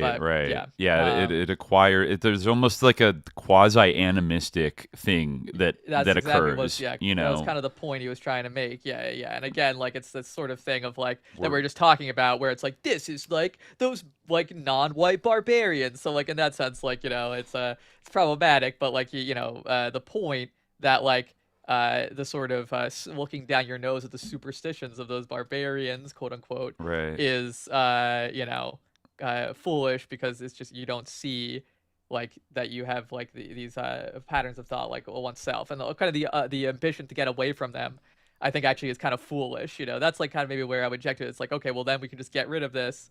We should abjure, like scorn this the same way that we scorn the practices of these non-white people or whatever. But I think that actually we should just recognize and I think that like in a way, like, yeah, it is kind of like the fear of talking about it, or the fear of like acknowledging the reality of it, or like the sort of it almost is like kind of a scrupulousness, or like a purity fixation, where it's like you don't want to admit like that you could be touched by like this magical thinking, but I feel like everybody is. Right, inevitably. I mean, so I guess some people are fiercely, rationalistic about everything, but I at mean, the same like I time, feel like there is no real example of someone who, like, I can't even think of like anybody who, um, like, I mean, like when you say something like fiercely rationalist people, I think the people that come to my mind, like Richard Dawkins, Sam Harris, well, yeah, Christopher like the Hitchens. the sort of like post-rat people, the effective altruist people come to mind as well, of like people that are But so yeah, obsessed with being but rationalistic they're that they straight sound up like they completely come up like they're in a insane. cult, Yeah, yeah, like well, or something. yeah, Like like they like they have like sound a like whole like doctrine of they like, believe in a you kind of know, mystery school religion that is completely insane to like all kinds of outsiders that look at it, and yeah, I would like I argue mean, is like like again, yeah, crazier. one man's rationalism is another person. Like again, Right, like right. okay, like was it irrational? Like if it's again like rational, like reasons like always follow from like reason doesn't operate like without reasons or whatever, like you like when you think about it in the context like with the sort of like the idea that like okay, if you are cursed like by someone Yeah, and the only way to remove and like you can't eat or sleep and your farm is like blighted, yeah, that's like an attack, and you can stand your ground by like that actually does like that is a reasonable thing, if you think that, if you right? think that, yeah, Yeah, yeah. which like you can say like okay, it's not reasonable to think that, but like It's like reasonable actions flowing from an unreasonable first premise kind of thing is what maybe well, critics would say, but but that's what critics would say, yeah. But like it's again like what I'm saying is that like everyone like at some point has to have like a premise, like can like we prove that like reality, like reality is real, or that like I'm like not just dreaming right now, like can you prove that you are not like just having this like a whole experience of the world like in your mind, like you're a butterfly dreaming you're a man and some like other like something like that, like I just like there's lots of like like premises that one could have, lots of different like everything, every like sort of process of reason, it does require like a metaphysic yeah. or like an ontology Yes, it that does. everything proceeds from. Yeah, So which is why like those like rationalists, like even though they think they're being very like meticulous and like logical about everything, like they still are like their first assumption is like Rocco's basilisk, which is like insane. It's more insane than I don't know, like most religions I could think of in terms of like I'm gonna like well, it's actually you a know parody of religion, or like that's kind of what it sounds like. I mean, I know they take it deadly seriously, some of them, but it's obviously like a parody of Pascal's wager, or like that's kind of how it originated. yeah, it Um, has this like eschatological vibe, going on with it. Like the world is going to culminate in some kind of like either singularity event, or AI is going to kill everybody, or it's going to enslave us all and elevate those of us who helped well, it's build like it. based. Yeah, I mean, it's based on the wager. Like, it's like the idea of like, okay, well, yeah, like it's kind of like, do you want to take the risk the evil AI that tortures everyone won't exist? It's the Hmm. same way that like people like, Pascal said, I have nothing to lose by believing in God, whereas like I have everything to lose by not believing, like so it's the Hmm. same like kind of principle, and it's obviously I feel like it's obviously based on that concept or thought experiment, but yeah, or like I guess it is, the yeah, concept. but Yeah, it's so funny. It's yeah, like so specific. At least God's kind of this little bit of a general concept. It's a concept that a broader concept perhaps than like the AI super machine like will enslave us, and like we have to address that. That's the core purpose of my life, is like to work towards this thing that or in fact to like help bring it about. yeah. Like We have to weirdly. like create. That's like a big difference, is that like it reverses like the creativity, Hmm. where Hmm. They, God in is a the way, they have to creator, build they God. are. Like, Yeah, exactly. Which is, is and that's like a broad thing in general across like all sorts of people in that milieu, which is like, we're gonna create God, or quote unquote super intelligence, which obviously, right now we're just kind of spinning our wheels in the world of creating like nonsensical clips of Friends where I did see Phoebe that. grows two heads or whatever, Yeah, and and like everyone nobody speaks gibberish. claps. So still waiting on the super intelligence, but I'm sure it'll be here any day now. Right. Or our You robot know, servants that are like drone piloted by people wearing VR headsets in India that record your whole right. life. Yeah. That's cool. So, Yeah, they basically But look like golems. Like, it's okay. yeah. We are creating. They're sort of making manifest all these things that would have been consigned to the category of superstition, but now are strangely becoming material by these strange tech people. You know what I mean? Like, I mean, the idea of a golem is like, okay, in like 17th century Prague, that you could read it as a metaphor, you could read it as kind of this mystical allegory or something, but like nobody had the technology, or at least I've never seen evidence of a demonstrated magical ability to build a clay man and feed like a scroll of instructions into him and have him like go around like, oh, I am the golem, like, and then start going crazy and blah blah blah. But now we're like building fucking robots that can like carry guns and like kill people and could also like go rogue like the golem, and then you have to like hunt it down and destroy it because like it's on some AI script to kill everybody. Like that's like that could easily be a reality in the next 5 years, like easily. So in a weird way, we talk about not escaping the mists of religion and superstition, right?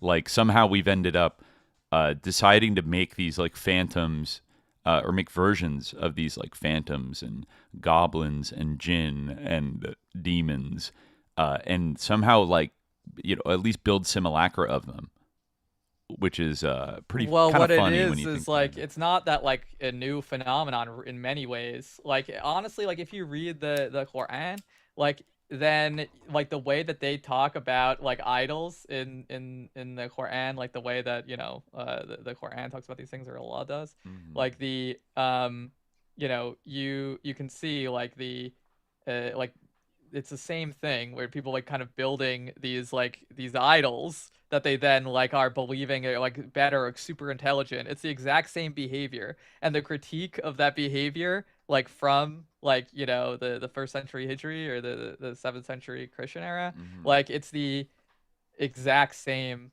like it applies totally to like the present context. It's yeah, like I mean, yeah, you can go back to the golden calf, like the original Psytrance rave in the desert where false gods were worshipped, and Moses had to come and like break it up because everyone was just like one-shotted by this fucking golden calf and thought it was a god, and they needed to dance around it all day.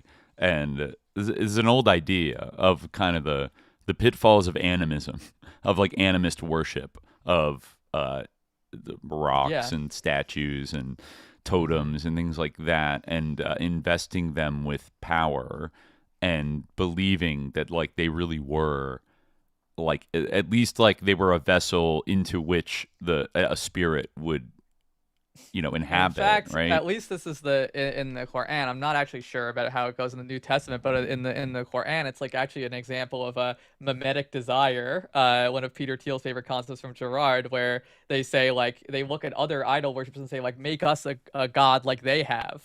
The Israelites are they see other people worshiping idols and they're like, how come we don't have a god? It's like, you do. Yeah, like, well, but I remember that's what Moses said when he came. Jesus, when he saw what they were doing. Oh, I see. In the Old Testament, but they didn't yeah. Well, right. Well, in the Quran as well. But well, you mean in the Old? You mean Moses, not Jesus? Oh, I thought you were talking about Jesus. People telling Jesus that in the New Testament. But you mean Moses? Wait, what do you mean? Oh, I thought you said the New Testament a minute ago, so I thought you. Oh no, I was saying the Old Testament. Oh, okay. Yeah. Make us a god, like blah blah blah. Yeah. It was sus. It was sus, and it's been going on for a long time, and like now we see like the kind of a new iteration of it, and you could extrapolate it to things like the stock market and like the sort of global economy in general of like these. It makes me think of like the Nosferatu contract, like for real estate, that is just like insane, like sigils, like, right? Yeah. Like it has that I don't know. Yeah, the further we supposedly get away. But anyways, what were you saying? I wanted to touch on this interesting article I found. I found this book called The Witch Studies Reader. And I was thinking, this is going to like, and I saw this had an article about, and it was published very recently. And I saw this had an article in it about Dutch magic, or like Pennsylvania Dutch magic. And I was like, oh, I should check this out because, but I learned quickly that like it is like, not like a super like academic book actually. It seems to be like kind of like a an intro witch publication, or like it's targeted toward a witch audience. So it was kind of interesting actually, because this article on Deutsche Magic, written by Eric Steinhardt, is actually kind of like proposing like a positive, like sort of a vision for the future of Pennsylvania Dutch magic.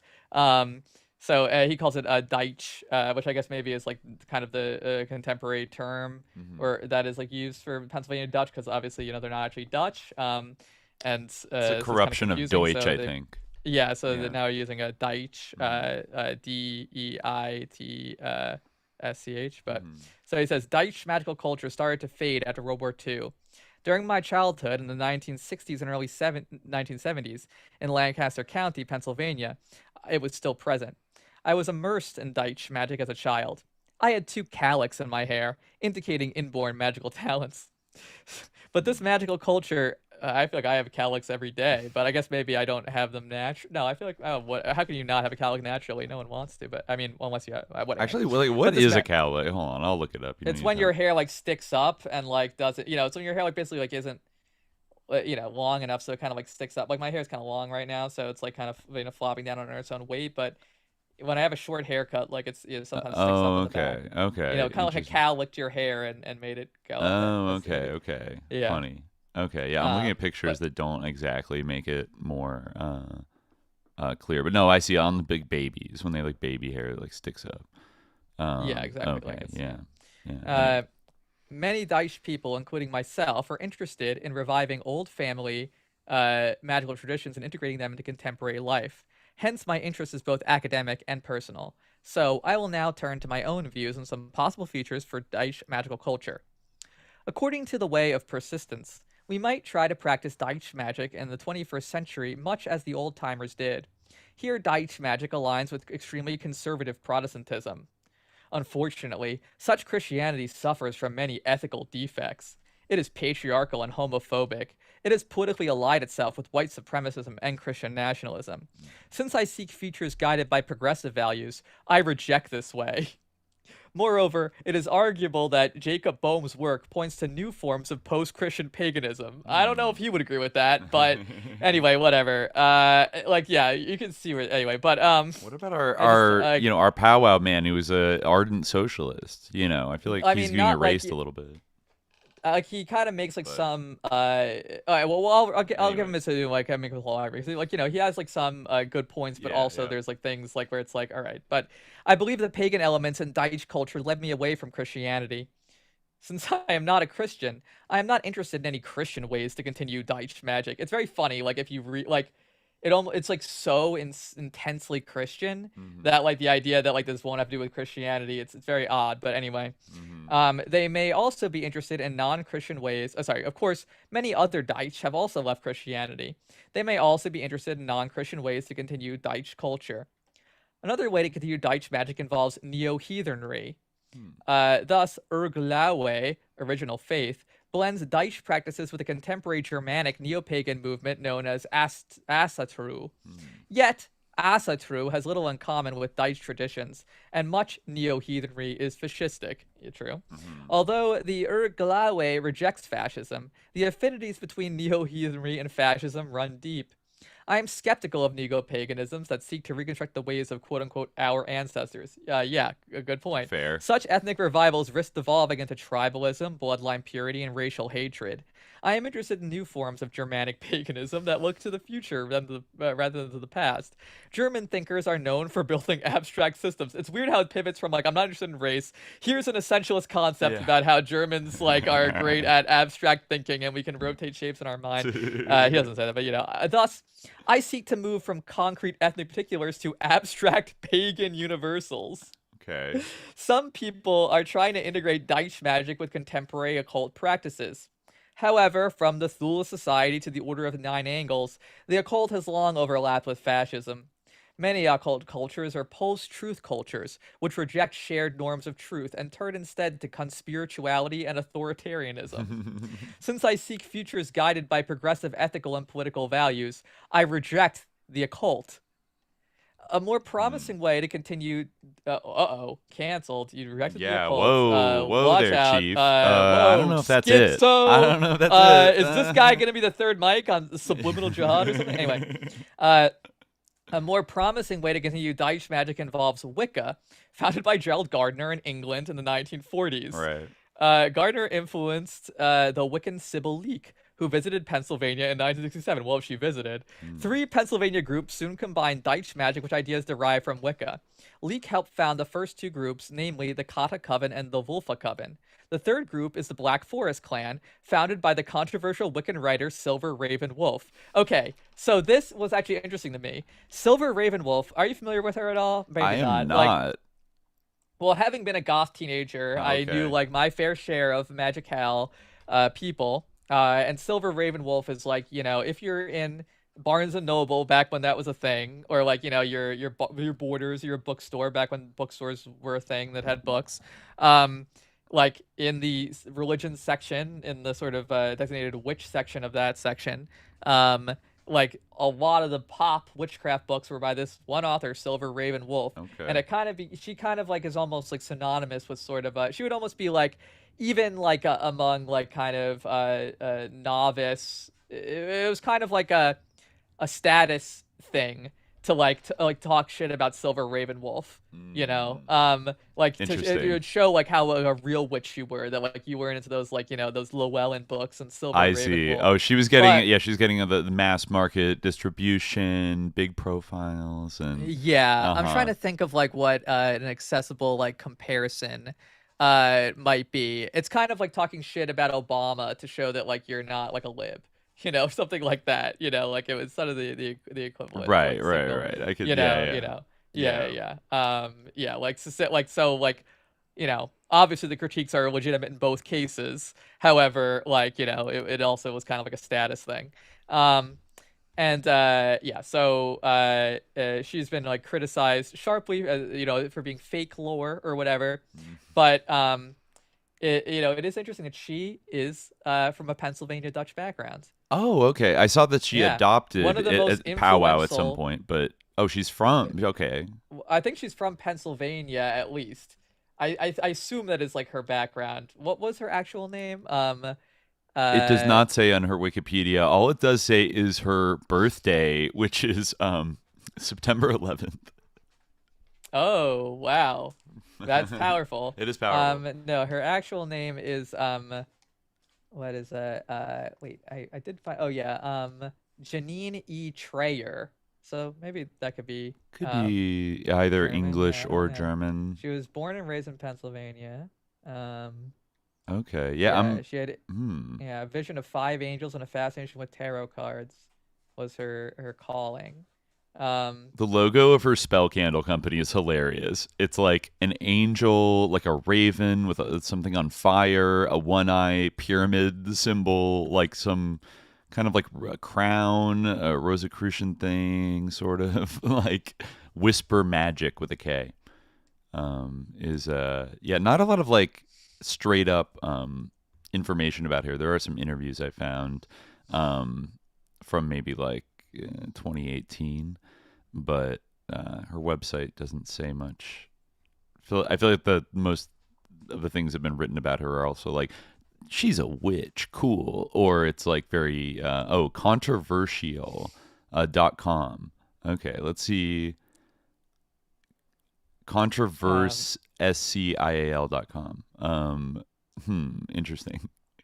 Well, anyway, to keep reading here, he keeps going. Daesh magic and Wicca have many similarities.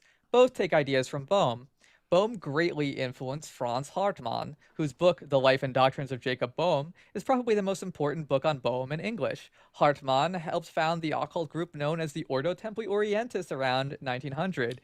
In 1947, Gardner joined the Ordo and quickly became one of its leaders, hence their alliance from Bohm to Wicca. Even if they are indirect and weak, they do exist, all right? Well, and I also didn't just reject the occult, but whatever. Daesh theology has some similarities with Wiccan theology. Both traditions have goddesses. Starhawk's creation story resembles Bohm's. Both stories contain an abyss, a mirror, self-relationality, and a divine creative female. Scott Cunningham's Wiccan theology resembles the Sophianic theologies of Conrad Beissel and the Harmony Society. In these theologies, a gender-neutral or androgynous deity unfolds into a divine male-female couple. The Deitch three divine women, Edisi, resemble the Wiccan triple goddess. I don't know what the three divine women that he's talking about are. I think maybe he explains it earlier when he talks about the EDC. Let me see. Hold on one second. Yeah, I guess he let says. my dog out. Oh, okay. Yeah, I guess he says that they brought with them many themes and motifs from pre-Christian Norse and Viking heathenry. And that's like the idea. I see. So this is actually an idea from heathenry that he's saying is also an idea of like German people in general, I guess. Yeah, and because they talk about, I guess, like the idea of wisdom, or like Sophia in the work of Jacob Bohm, he's saying that has to do with like, you know, Pennsylvania Dutch magic.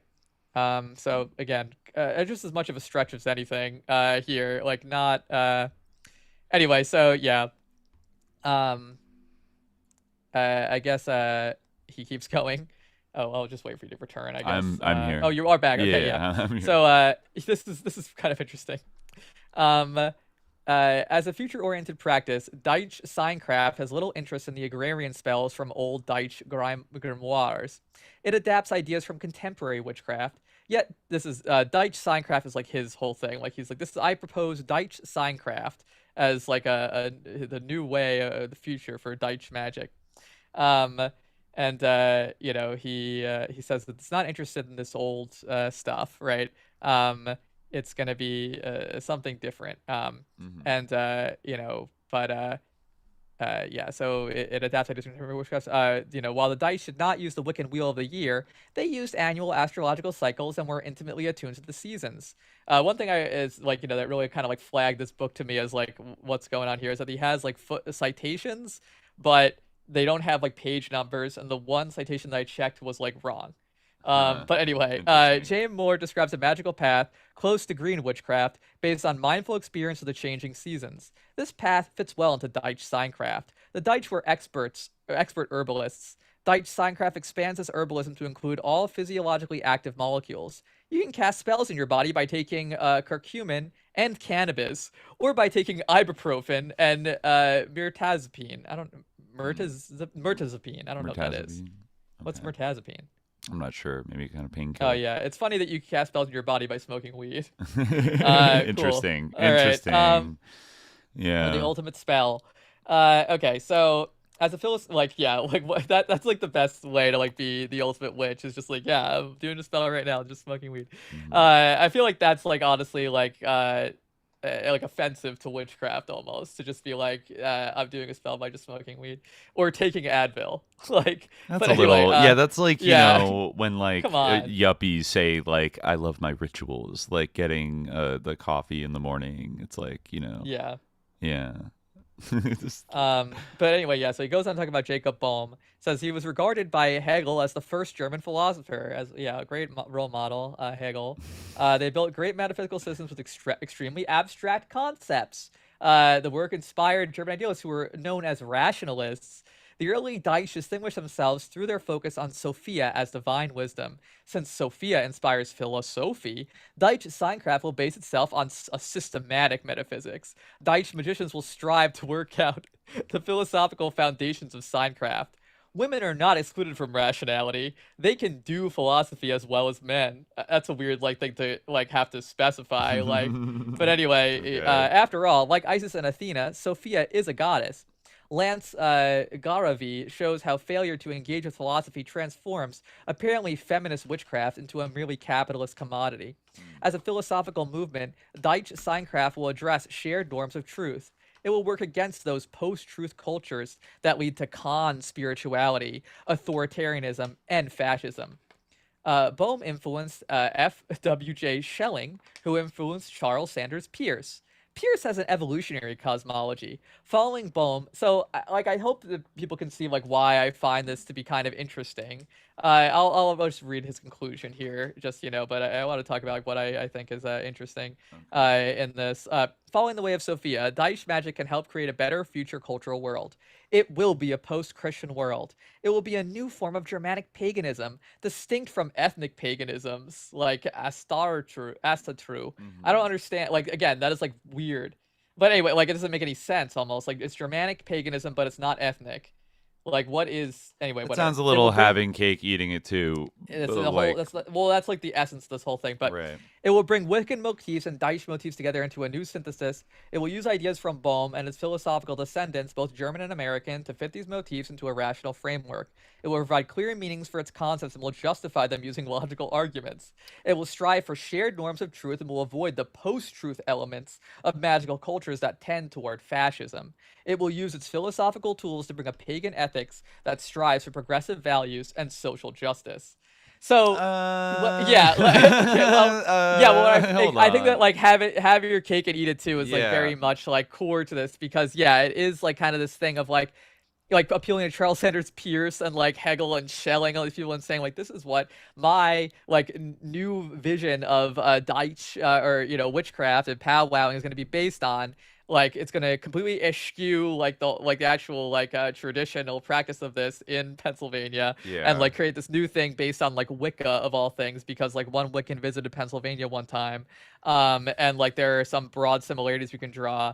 It's like, but it is interesting because like fascism also is progressive, not to like don't misunderstand me to be saying that like it's leftist or anything, but it is like about progress. Like it is about like it is a radical. It's like element, a radical ideal. It's almost like like reactionaries doing like radically trying to change things. Like in like in terms of the describing their action, you would say it's kind of like more like lowercase p progressive than lowercase c conservative, because like the fascist is all about taking action and like reshaping or destroying institutions or sectors of society that like stand in their way, and like building new things and being like radical and everything. Yes. So I mean, really, like the thing about like fascism, like is a lot of the time that it is self-contradictory, and it does have this kind of like on one hand it'll be like, oh, we're weak and helpless, but then it'll be like, oh, we're incredibly strong and we're the greatest people who ever lived.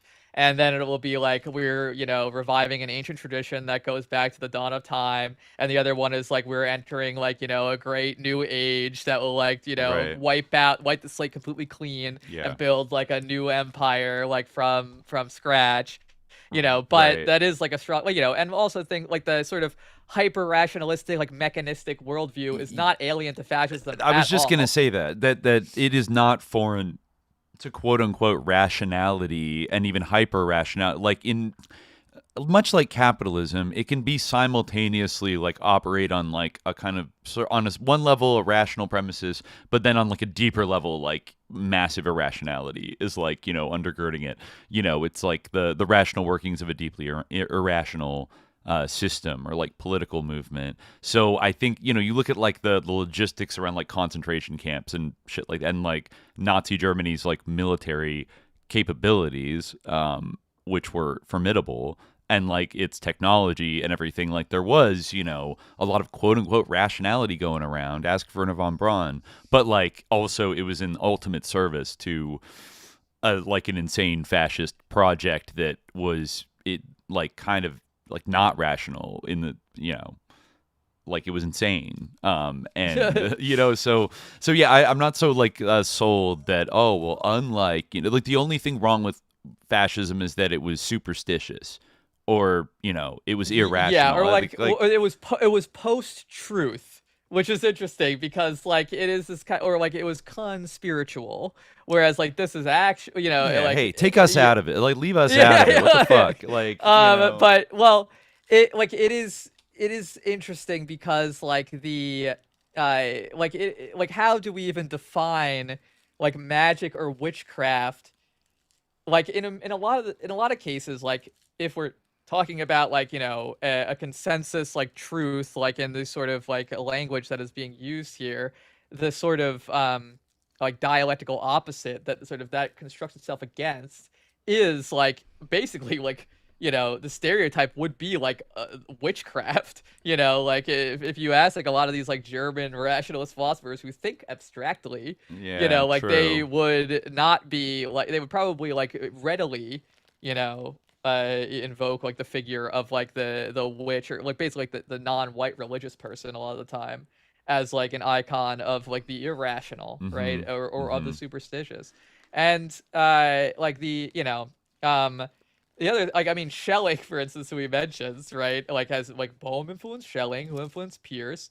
Like, I mean, like Heidegger was also influenced by Schelling in a big way, I think, Yeah, and so he was it's a like Nazi you like who none was of also this is like rational. immune to, it's but I think relative to what we've been talking about, I feel like it does show like I mean, it kind of like epitomizes in a way the desire for like there's like that these two desires like truly can like coexist even in this very flagrant like way where they're kind of at odds.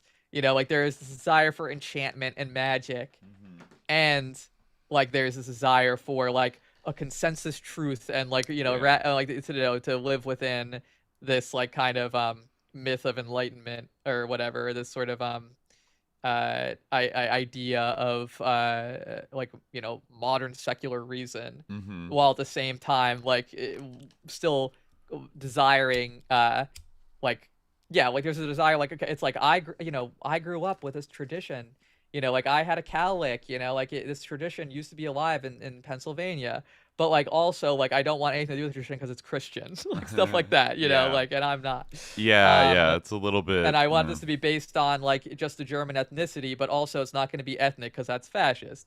And it's like what, like, it's a big thing to duck there. I mean, again, like I'm not saying that like it should be ethnic. Like I kind of I agree. I like believe that a universalist spirituality is better, but that's like actually one way in which I think Christianity does have something over these kind of like ethnic and like ancestor worship religions, where it's like okay, this actually is something that all human beings could theoretically participate in. Of course, everyone knows like the way this plays itself out is not obviously has its own problems, but totally, like I think that I think especially in our much more connected world today, I don't know how I feel about like ethno-specific, like new ethno-specific religions being like invented is like the way forward, is like especially like Europeans and Americans, like no, like force them to stay within the universalist like framework of whatever the fuck. Like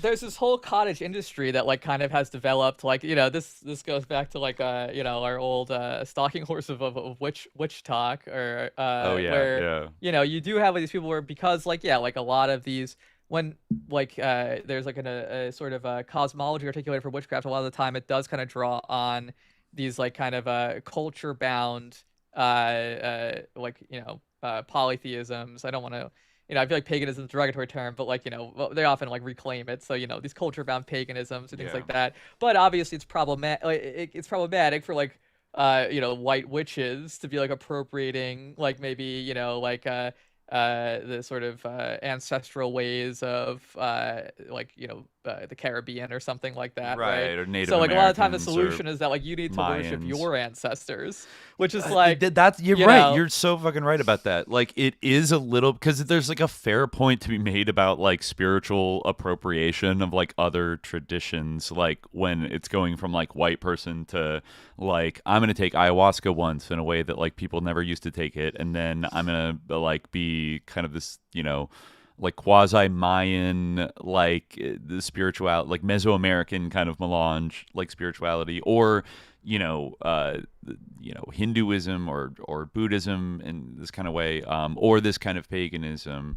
Like it's, but then if you make the fair point, and I do think it's like fair that to drop in and be a tourist of these traditions is oftentimes like a little bit like, and I don't know, like especially when the sort of you're not like living with the people that have this tradition, you're just sort of like cribbing in. Like, but this is like the problem is like that it's not about like the like the transmission of ideas, right? For instance, like we were just doing an episode about like the blues, a spooky blues episode, right? It wasn't wrong for or like no one would object that Robert Johnson like played like popular Tin Pan Alley songs written by like white Jews or whatever, or that like he appropriated from like European music or whatever, right? But like the other way around, it was wrong. Why? Because like it was in the context of like violence, like subjugation, like oppression, right? Like, The so it's socioeconomic not like power dynamics there. So like the sort of exactly like the sort of dissemination of like cultural like memes and things like that like is almost like difficult to prevent.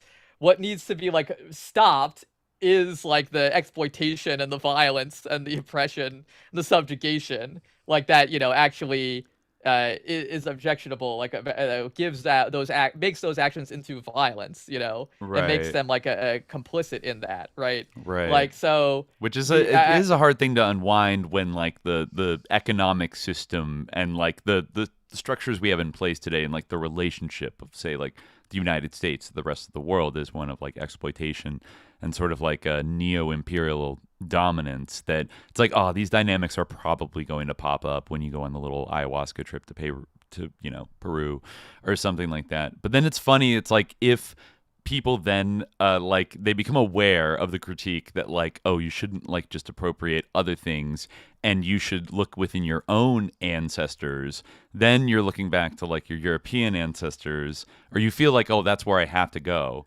because like, I don't know, I feel like a lot of people can't quite do the work of trying to find a sus, non-exploitive way to adopt other spiritual beliefs from like other cultures. If they start turning back to their own, European ancestors, well then, not always, but like that can lead to a kind of territory where these kind of darker neo-fascist like currents have been at work for a long time. The kind of O9As and the Asatra, types, right? Mm-hmm. Or the Ukrainian sort of like neo-pagan, like Nazi, whatever people. And that's not always like great. And even, I don't know, like even in the contest with like the dominant sort of theology of like America and Europe, like Christianity, like people standing up, well, I think there's so many valid critiques of all the various branches of Christianity and their activities and a lot of their beliefs and such like that. Sometimes when it's coming from these like white Euro-American like sort of pagan witch type people who are railing against Christianity and want to go back to an earlier pre-Christian thing, like you would hope that people would be very careful. It sounds like that guy's like kind of trying to be careful. I'm not quite like buying. He is like he understands. Like he has an understanding. I think like there is this like I mean I get it. Like again, like I understand like kind of the desire that I guess is being expressed here for like some kind of like positive program that's going to I guess this world help create a better future cultural world. To me, like I mean again, people can agree to can disagree. To me, like an idea that is like good is the idea that like everyone can worship the same God and that like different races, because in a way this like reifies the made up idea that there are races. Yes. Like that, like we really are like in these different groups and categories, and again, and it's a spiritual that's not to erase, thing, like a real blood and soil shit. Yeah, that's not to erase what keeps these ideas alive, which is like these, like systems of power and structures of oppression and everything. Right. Like obviously, like these categories have meaning, they're social constructs, but they also matter. But at the same time, like to say like, okay, well, I don't know. Like again, it's a complex problem. I'm not saying that I have the answer to it, but to me, like a good idea, an appealing idea, and again, as I said, people can disagree. But to me, like really, truly an important idea is that like we can all have a same. We don't have to like la ikraha fil din, like But well, I'm all for people doing like whatever they want. No compulsion in religion, but I also feel like if I am going to propose a program for a better future cultural world, it's one that is, I guess, inclusive, Right, like and not that about, like, just the retreating into, Germanness like, of it. ethnic enclaves. Like if there's something could be inspired by Pennsylvania Dutch, like powwow, practices or old Germanic things, and like still not be kind of like for Germans, like people of German ethnicity. I think once you do that, it doesn't matter how like left wing you want to be, you're like aligning your group and like kind of limiting it to like the sort of ethno national identity that is like not universal by definition. And I feel like doesn't like it'd be, I don't know, better for it to be more universal leaning or whatever.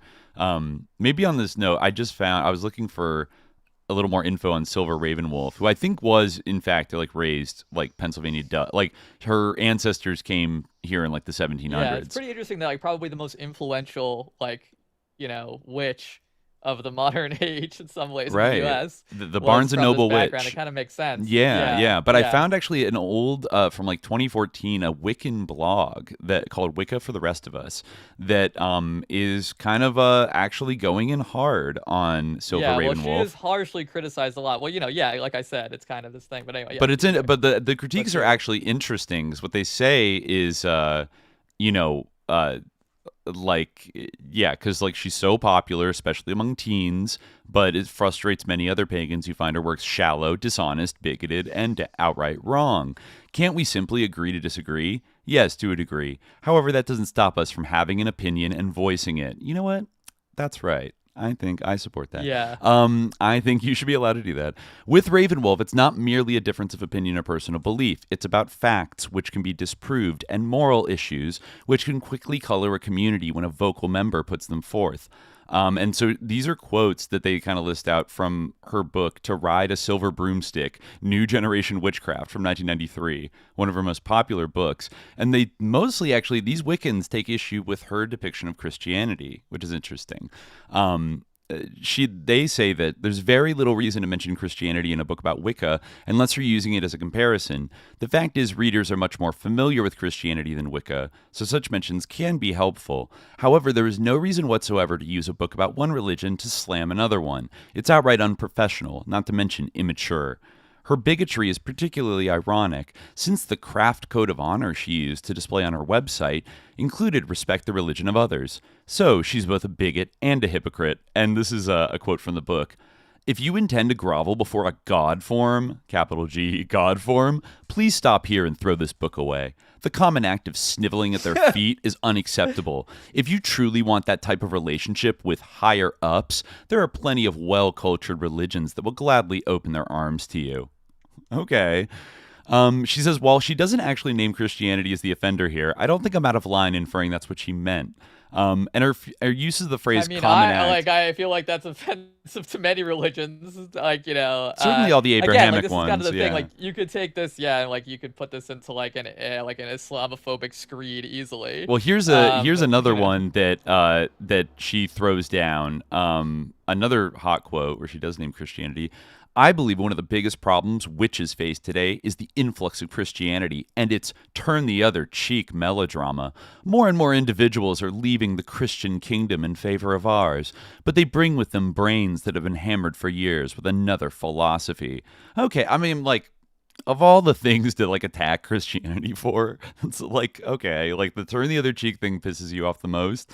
The Wiccans believe that, this kind of sounds like she's wishing that Wiccans and witches would be more spiteful, maybe, and not turn, attack people.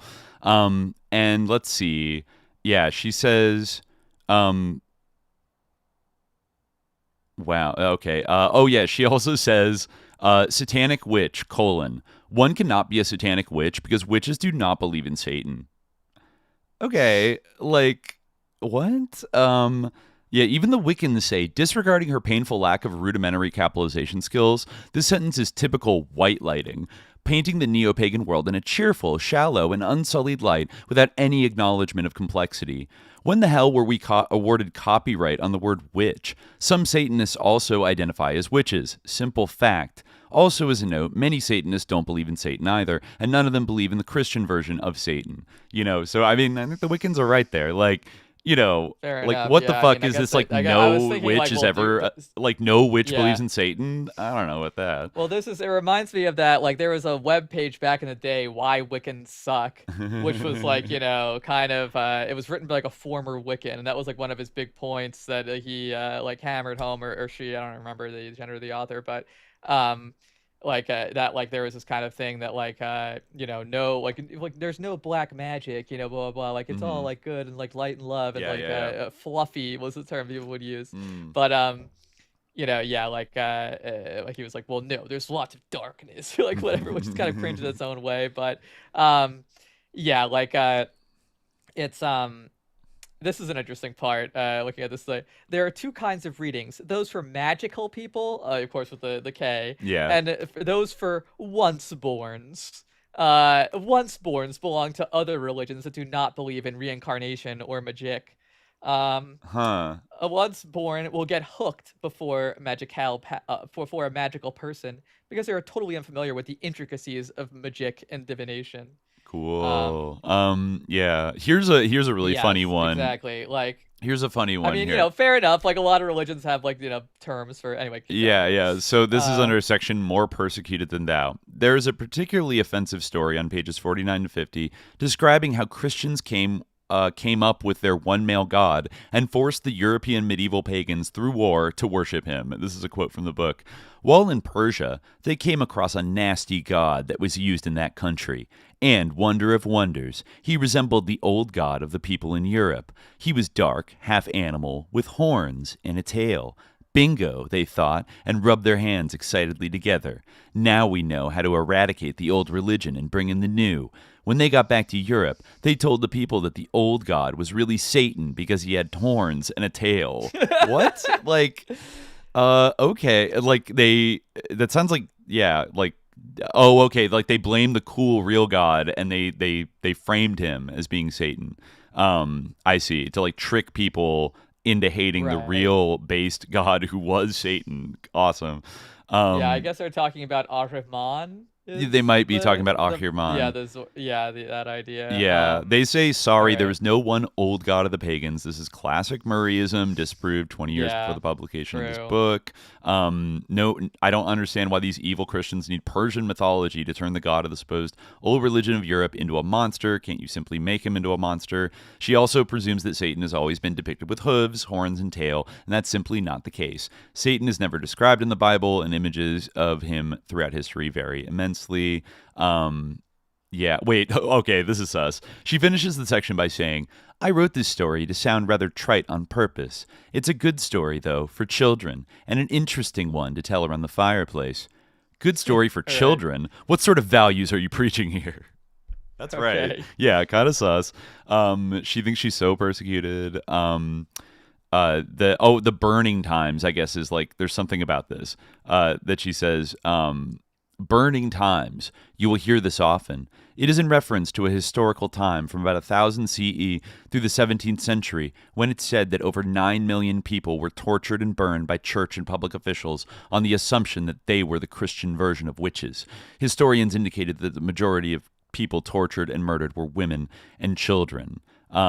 Yeah, so they do a little bit of a certainly they were Stalinist like women, fact checking mostly here. women. They said I don't know. it was actually about Okay. 40,000 to 100,000, not over Yeah, 9 it's true, million. It's exaggerated. Calm down. Yeah. I- But still, you know. I remember it's seeing sad, I remember but- seeing some witches. Also, like, the big thing is that, like, they were not burned for being, like, generally they were not, like, you know, actual witches or practicing witchcraft. That's the thing. Like, that's really the whole problem with, like, this whole thing of, like, the like, never again the burning times thing that, like, you see in among these people. Like, obviously, yeah, like, that was wrong. Wait, you're saying like, that they should not have been done. they weren't but it- burned for being witches? Well, they're kind of making it out that they are the ones who were persecuted, but, like, really, like, most of those people killed were, like, definitely innocent of witchcraft. Oh, right. Yeah, they're like the real crime is that, like, people were falsely accused. Like it's a huge stretch to I say mean, that, they like, should, like, real, like, if you know, you think those, about it. those who were in fact witches should not have been burned either. right, But, you know, maybe a still. lesser, something, Well, you know, only insofar as it overlapped maybe with, like, other offenses where they, like, you know, guilty of anything. Right. If they're like poisoning somebody, that's sus. Like, yeah, but yeah. And it harm none. Of course. Obviously I don't. No, but you're right. The idea that even agree, like half of the people that died in like those 700 years were like actually practicing witches, like kind of stretches the imagination. Like, I can't imagine that that's the case. A lot of false people were, killed and persecuted, and that was awful. But I mean, the Wiccans are just saying that she's like way over exaggerating this to make like witches the most like oppressed minority in history, and Christians to be like evil Nazis. They of course did terrible things, but like I don't know. But like this kind of thing about, I don't know, everything else she's saying is kind of like will to power type shit. Like, I don't know, like it's a little bit yeah, I'm trying to see if there's any other scary quotes.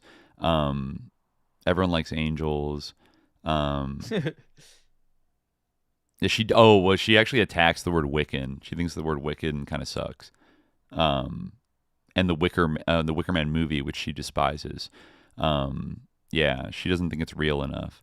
Well, it's not real enough. But I feel like it's like got a good you could be rooting for the cult.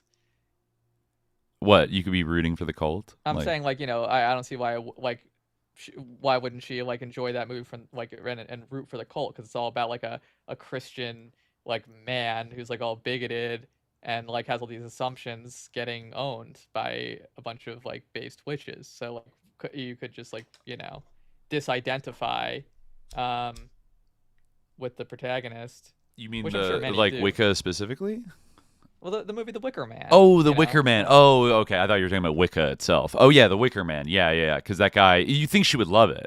Like, it's, like, I think a lot of witches love The Wicker Man because, like, that cop got what he deserved, and, like, it's like, yeah, I guess he's a cop, but, like, I don't know. This island's kind of sus also.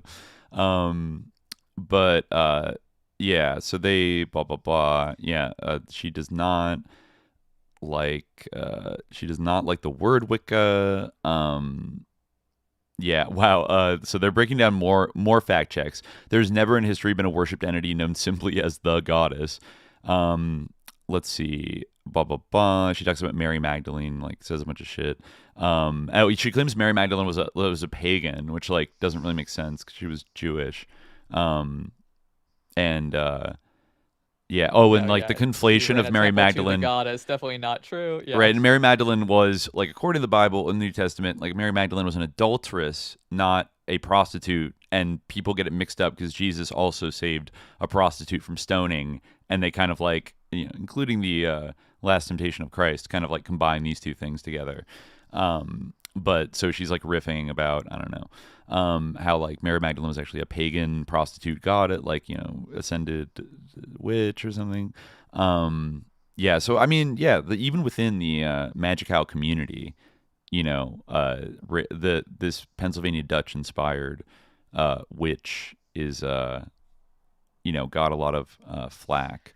I mean, it's kind of like, she really was like running like the witch like industry and for a long time, and like I just think it's interesting that she comes like from that background, given like how influential she is. And a lot of these people probably like, not to make assumptions, but for many of these people, she was like their first introduction to this thing, because like if you're interested in it, there isn't like a witch Bible. Like, if you think of, like, if you, like, watched a movie or something, you would think, oh, what's the Witch Bible? The Book of Shadows. Mm-hmm. And then Silver Raven Wolf's book, the Book of Shadows, is right there at Borders. So, that's how a lot of people are introduced to. Right, if you catch a passing influence in this stuff, like, the very first person you're going to hit is Silver Raven Wolf.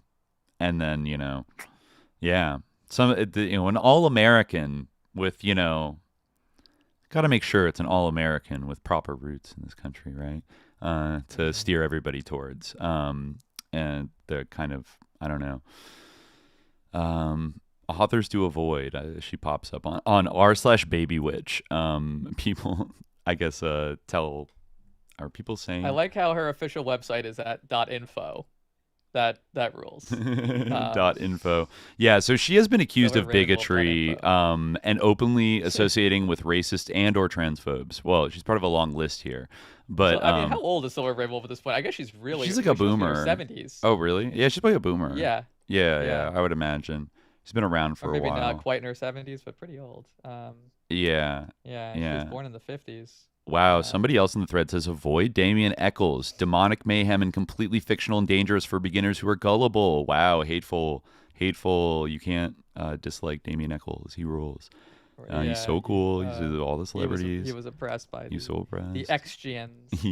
But yeah, anyway, yeah. Also, last thing, because I forget where it pops up. It pops up all. I forget which one of the books. Maybe it's in the long lost friend one. But like the Witch of Endor story, is that did that inspire Star Wars?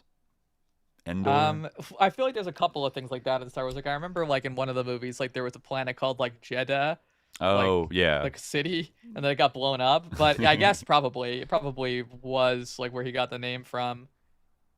Yeah, it's not mentioned on the Wikipedia as having inspired Star Wars, but I always thought it just jumped out at me because like the weird thing with Star Wars where then they have like a series called Andor that is just like a guy's name, but it's like so similar to Endor. The and first I'm like, time what are someone you like doing? told me to watch that, I was like, "You're telling me to watch a show about Ewoks, like, and you're telling me it's like really awesome." Were like, the Ewoks sus? Like, that's what I want to know.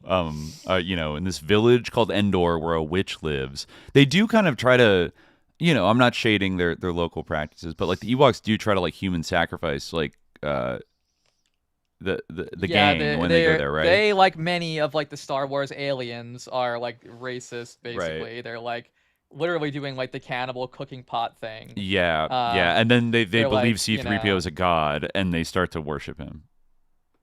Right, because he's So because I think Luke makes him like represented as, levitate. Yeah, so they're basically represented as savages, etc., etc. It's great. It's so cool. It's it's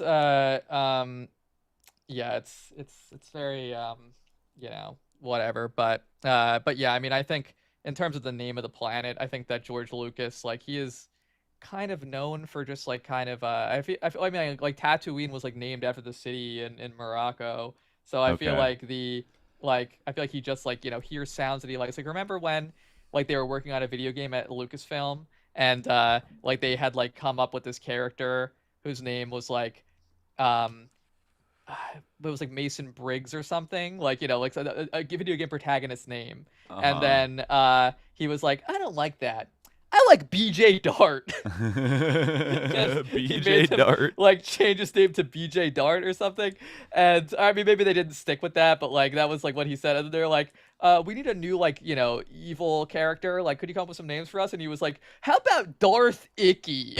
Like I feel like he just says like fucking words sometimes, so I think somebody said in the chat George Lucas read too many cannibal pulp comics because he's a boomer. I would agree. I mean, ultimately this movie, like we talked about, we did a whole episode on it as like a cartoon. It's talk about something that's a good story for children or not, but yeah, so yeah so yeah, I don't know, do we any final thoughts about the hex culture in go to the notes here just to check and see if I had anything else that I wanted to go over.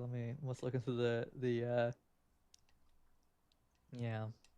realness of witchcraft one more time and see if there's any good points. I think I read the key parts. I mean, there were like some other instances of this, like there were some other like the Shinsky case in 1934 near Pottsville. Albert Shinsky claimed he killed a witch in self-defense and that nothing whatsoever happened in that affair to prove or disprove the theory regarding witches, other than that they are creatures of the mind, and of that fact there is little or no doubt.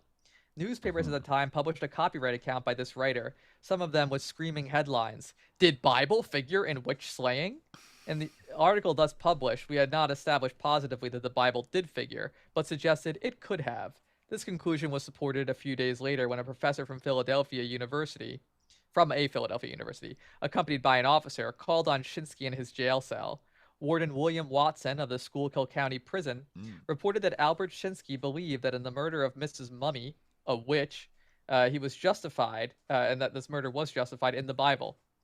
Warden Watson was quoted in the Philadelphia Inquirer on March 26, 1934, as follows. He told me, said the warden, that there are numerous instances in the scriptures where the sacrifice of human life has been declared necessary. He cited the Old Testament tale of how Abraham was about to kill his son Isaac on the altar as showing the necessity for taking human life to placate spiritual curses or spells. I mean, I feel like that's kind of the opposite of the point of the story. But okay. The whole point is that he doesn't do it. Right, exactly. I guess he is willing to, but I feel like the message to take away is that this practice. We don't need to do that anymore. Yeah. Whatever. Yeah. He told me that all the New Testament writers clearly believed in the power of demons and the devil is a real personage and not merely an evil influence as modern theologists have it. The Bible represents the devil as a fallen angel who goes about whispering and suggesting evil acts. If you will read closely, you will find that hell was made for the torment of the devil and not human beings, as a way of escape for that place is provided for all of us. And an eminent psychologist, Dr. A.I. Barron of Philadelphia, who examined Shinsky in jail, reports that when I left his cell after an exhaustive research as far back as his earliest memories, I knew that I had been talking to an adolescent boy of the most primitive development. I had been talking with a mental and emotional infant. If the state demands a death penalty for Schuylkill County's hex slayer, society will be seeking revenge upon a 13-year-old savage. Dr. Barton reported that Shinsky, although 23 years old, has actively been 5 different people, each personally at war with the other 4. That he was, in medical phraseology, an emotional, imaginative extrovert with schizophrenic reactions. Sounds like dissociative identity, a little bit. Yeah, I guess so. That would probably be what they would say today. Yeah. Wow. Everyone, literally, like everyone's 12 discourse. He's literally 12. So. But Munro says it is probably true, as pointed out elsewhere in this account, that religion and superstition walk hand in hand. That children learn about this and that, but cannot, when they reach adulthood, separate their thoughts from those learned as a child. The general effects of this inability to forget surely has taken a terrible toll in the history of man. Yet, on the other hand, if we could forget as easily as would be necessary to get rid of witches, we would as likely forget to whom we are married, whose kids belong to who, and certainly where we live. Whether Mrs. Mummy was a witch or not, we'll never know, and the authorities sent Albert to a place for men with quote-unquote weak minds. Wow. Locked in the asylum. Wow. Yeah. Interesting. Yeah, he mentioned some other ones, like there was a Bechdel case in Philadelphia. A Bechdel test? Well, she is from Pennsylvania. No, do you think the Bechdel in terms of the company Bechdel? Alison Bechdel. Bechdel? Yeah. Oh, interesting. I think Bechdel did start in San Francisco, but I wouldn't be surprised if they had a Pennsylvania Dutch origin. Well, I was thinking about the Bechdel of the Bechdel test. Oh, yeah. I think Bechdel test. Let me actually look it up if it's. Oh, it's with a D. Yeah, it's with a D. Yeah. Right, yeah. But Bechdel, the company. I guess it might be different. It's a Mennonite who was murdered. The authorities at first declaring it was witchcraft, which it wasn't. Yeah, let's see. A couple others. Warren Augustine Bechtel was from Kansas, but was born in Freeport, Illinois. John Moyer Bechtel. It does sound like they could have. They eventually moved to Oakland, but it sounds like they could easily have Pennsylvania Dutch ancestry going back. Yeah. Wow. Crazy.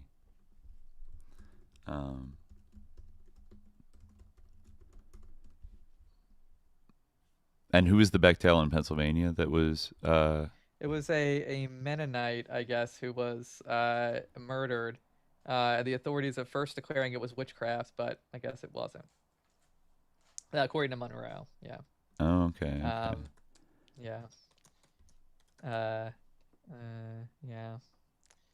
Members of the Mennonite faith have no belief in hexery or witchcraft. Philadelphia church worker who met a tragic death. I'm reading about it now. The car was found abandoned at 32nd and Pearl Streets 9 hours after the discovery of the murder. The slayers either wore gloves or were so splashed with blood that everything they touched left only an indistinct smear. Damn.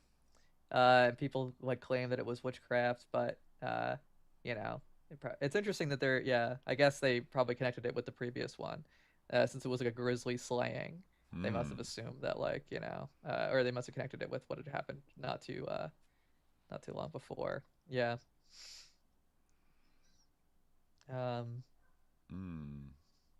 Interesting. Wow.